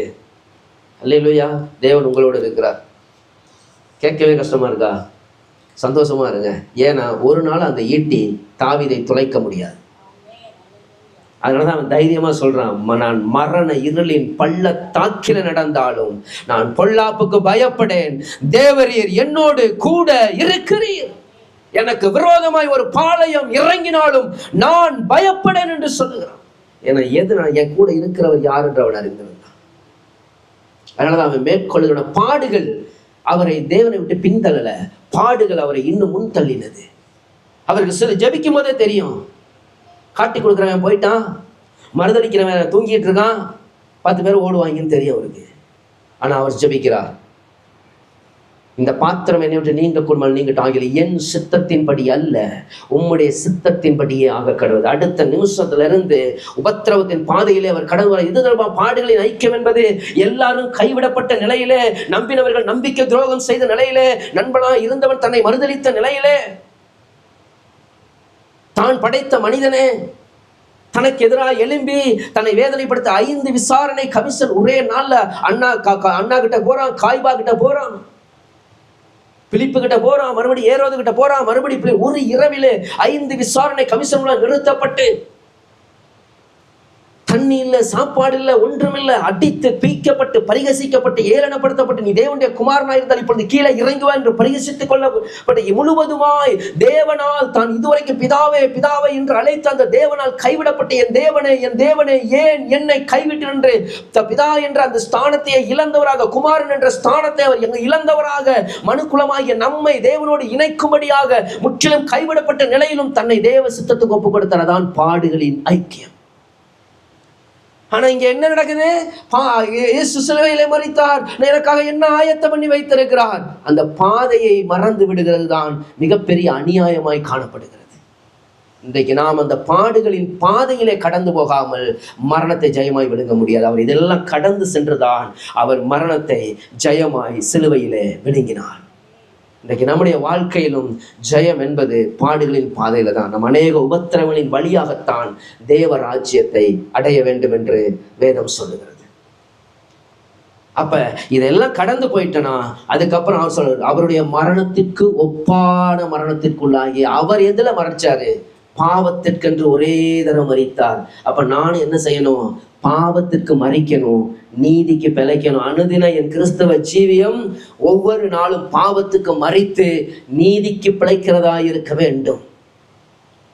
இன்றைக்கு என் சுய நீதியில் அல்ல, தேவ நீதியில நிலை நிற்கணும். நானு பரிசுத்தான எனக்குள்ளாக வந்தது என்னிலிருந்து அவர் அப்படியே பெரிய அபிஷேகத்தை நிறைந்தவராக காண்பித்து விடுவதற்கல்ல, அந்நிய பாஷைகளை பேசி திருவதற்காக மாத்திரமல்ல, நான் வெறும் மிகச்சிறந்த கிருபையுள்ளவனாக தாழ்ந்தனை காண்பிப்பதற்கல்ல, என்னை மாற்றி மறுரூபமாக்குவதற்காக. அவர் வந்து பாவத்தை குறித்தும் நீதியை குறித்தும் நியாய தீர்ப்பை குறித்தும் கண்டித்து உணர்த்தி வரப்போகிற அழிவுகளுக்கு நாம் தப்பி அவருக்கு நிற்க பாத்திரவான்களாக காணப்படும்படிதான் எனக்குள்ளே வந்திருக்கிறார். அதனாலதான் வேதம் சொல்றது, மீட்கப்படும் நாளுக்கென்று முத்திரையாக பெற்ற தேவனுடைய பரிசுத்த ஆவியை துக்கப்படுத்தாதீர்கள் என்று வேதம் சொல்லுகிறது. இன்றைக்கு ஆவியானவர் என்னில் சந்தோஷமா இருக்கிறாரா, துக்கமா இருக்கிறாரா? நான் மரித்திருப்பேன் ஆனால் அவர் சந்தோஷமா இருப்பார். நான் மறிக்காமல் இருப்பேன் ஆனால் அவரை நான் துக்கப்படுத்தி கொண்டேதான் இருக்கிறேன். நான் அதைத்தான் கலாத்தியர் 2:20 சொல்லுகிறார், இந்த கிறிஸ்துவோடு கூட நான் சிலுவையில் அறையப்பட்டேன், ஆயினும் நான் பிழைத்திருக்கிறேன். நான் இப்ப எதுல பிழைத்திருக்கிறேன்? நான் அல்ல, நான் சிலுவையில் அறையப்பட்டேன். பவுலாகி நான் இங்க கிடையாது. இப்ப நான் மாம்சத்தில் பிழைத்திருக்கிறேன். என்னில் அன்பு கொண்டு எனக்காக தன் ஜீவனை கொடுத்த கிறிஸ்துவுக்காக நான் பிழைத்திருக்கிறேன். நான் இருக்க என்னுடைய நோக்கம் தெரிஞ்சிருச்சுன்னா நான் இயேசுவை சரியா அறிஞ்சிருக்கிறேன்னு அர்த்தம். இங்க இயேசுவை எனக்கு உள்ள விடாம நான் வெளியே இருக்கிறதுனால தான் நான் மறிக்கிறது இல்லை. நான் அவரோட கூட என்ன செய்யறது இல்லை, கலிலேயா கடலோரமா நடந்து போறதுக்கு நிறைய பேருக்கு சந்தோஷமா தான் இருக்குது, யூதேயாவில் நடந்து போறதுக்கு சந்தோஷமா தான் இருக்குது. ஆனா கெத்சமனையில நிக்க நிறைய பேருக்கு முடியல. கெத்சமனையிலே நிக்காத ஆளா கொல்கத்தாவுக்கு போயிட போகுது. கொல்கத்தாவுக்கு போகாம நீங்க என்ன செய்ய முடியாது, மறுரூபமலைக்கு போக முடியாது, நீங்க உயிர்த்தெழுதலுக்கு போக முடியாது. அப்ப நான் உயிர்த்தெழுதலை அப்படி உயிர்த்தெழுதலுக்கு தகுதியாக வேண்டுமானால் அவர் கடந்து சென்ற அந்த பாதையிலே நான் என்ன செய்யணும், அவரோடு உயிரோடு எழுந்திருப்பதற்கு தகுதியாகணும்னா இந்த பாதைகளிலே நான் கடந்து செல்ல வேண்டும். கடந்து செல்லும் பொழுது அப்ப சொல்றாரு, இப்ப எனக்கு எதுவுமே இப்ப தேவையில்லை, இப்ப ஒண்ணு கண்டுபிடிச்சிட்டாரு, நான் இந்த பாதையில தான் கடந்து போகணும். அதனால சிறைச்சாலையில் இருக்கும்போது சந்தோஷமா எழுதி சொல்றாரு, கிறிஸ்து எனக்கு ஜீவன், சாவி எனக்கு ஆதாயம், இந்த தேகத்தை விட்டு பிரிந்து கிறிஸ்துவோடு இருக்க எனக்கு அதிக ஆசை உண்டது, அதிக நன்மையா இருக்கு. கண்டுபிடிச்சிட்டார், எது நன்மைன்னு கண்டுபிடிச்சிட்டார். நம்ம எதெல்லாம் நன்மைன்னு கண்டுபிடிச்சு வச்சிருக்கோம், நமக்கு எதெல்லாம் தேவையோ அதையெல்லாம் கத்தர் கொடுத்தா அந்த நன்மைங்கிறோம். பவுல் சொல்றாரு, இந்த தேகத்தை விட்டு பிரிந்து கிறிஸ்துவோடு இருப்பதுதான் எனக்கு அதிக நன்மை. அதான் நம்ம அழைப்பு. தேவ பிள்ளைகளுடைய ஓட்டம் அதான், தேவ பிள்ளைகளுடைய இலக்கு அதுதான். இப்ப அவர் சொல்றாரு, எனக்கு வேற எதுவும் தேவையில்லை, ஒன்று செய்கிறேன், பின்னானவைகளை மறந்து முன்னானவைகளை நாடி கிறிஸ்து இயேசுவுக்குள் தேவன் அழைத்த ஒரு பரம அழைப்பு. நம்ம ஒவ்வொருவரையும் இயேசு ரட்சிக்கும் பொழுதே ஒரு அழைப்போடு தான் கர்த்தர் கொண்டு வராரு. ஆனால் வசதியா அழைப்பை தூக்கி வீசிடுறோம், அந்த ரட்சிப்பு மட்டும் எடுத்துக்கிட்டு அதுல எதெல்லாம் எனக்கு தேவையோ அதை எடுத்துக்கிறோம், அவருக்கு நான் தேவை என்பதை மறந்து விடுகிறோம், என் அழைப்பையும் விட்டு விடுகிறோம். நம்ம பாட்டுக்கு என் வாழ்க்கையை நான் வாழ்ந்துட்டு என்ன செய்யறேன், இப்போ அவர் எனக்கு என்ன ப்ரொவைடரா மாறிடுறாரு, எனக்கு தேவையானதை கொடுக்கக்கூடியவராக மாறிடுறாரு. இன்னைக்கு நிறைய பிள்ளைகள் இருக்கிறது இயேசுவுக்கு, சீசர்கள் எதனால் தான் காணவில்லை. சீசர்கள் அவரோடு இணைந்து பிரயாணம் பண்ண வேண்டும். இப்ப பவுல் சொல்றாரு, நான் அவருடைய மரணத்துக்கு உள்ளாகிறேன், அவரோட உயிரோடு வந்திருக்க நான் தகுதியா மாறணும். இன்றைக்கு நம்முடைய பாதை இப்படி இருந்துச்சுன்னா நாம் என்ன செய்வோம், ஒரு நாள் பவுல் கடைசியா அவர் டிக்ளேர் பண்ணிட்டு மறிக்கிறாரு, நல்லா படிக்க நமக்குலாம் தெரிஞ்சதுதான், நல்ல போராட்டத்தை நான் போராடினேன், ஓட்டத்தை முடித்தேன், விசுவாசத்தை காத்து கொண்டேன், இது முதல் நீதியின் கிரீடம் எனக்காய் வைக்கப்பட்டிருக்கிறது, எனக்கு மாத்திரமல்ல அவருடைய பிரசன்னமாகுதலை விரும்புகிற யாவருக்கும் வைக்க தைரியமா டிக்ளேர் பண்ணி அவர் தன் மரணத்தை தருவார். இன்னைக்கு யார் செத்தாலும் இந்த வசனத்தை எழுதி ஒட்டிடலாம், ஆனால் மனுஷனால் புகழப்படுகிற உத்தமன் அல்ல, தேவனால் புகழப்படுகிற உத்தவன். கர்த்தர் கொடுப்பார் ஒரு சாட்சி. ஆக அருமையான தேவ பிள்ளைகளை, இன்றைக்கு நீங்கள் எப்படி அவரை அறிந்திருக்கிறீர்கள் என்று யோசித்து பாருங்கள். பவுல் அறிந்த வண்ணமாய் நாம் அறிந்திருப்போமானால் நம்முடைய ஜீவியம் வெற்றிகரமாயிருக்கும். கர்த்தர் வார்த்தைகள் உங்களை ஆசீர்வதிப்பார். கண்களை மூடி நாம் ஜெபிக்கலாம்.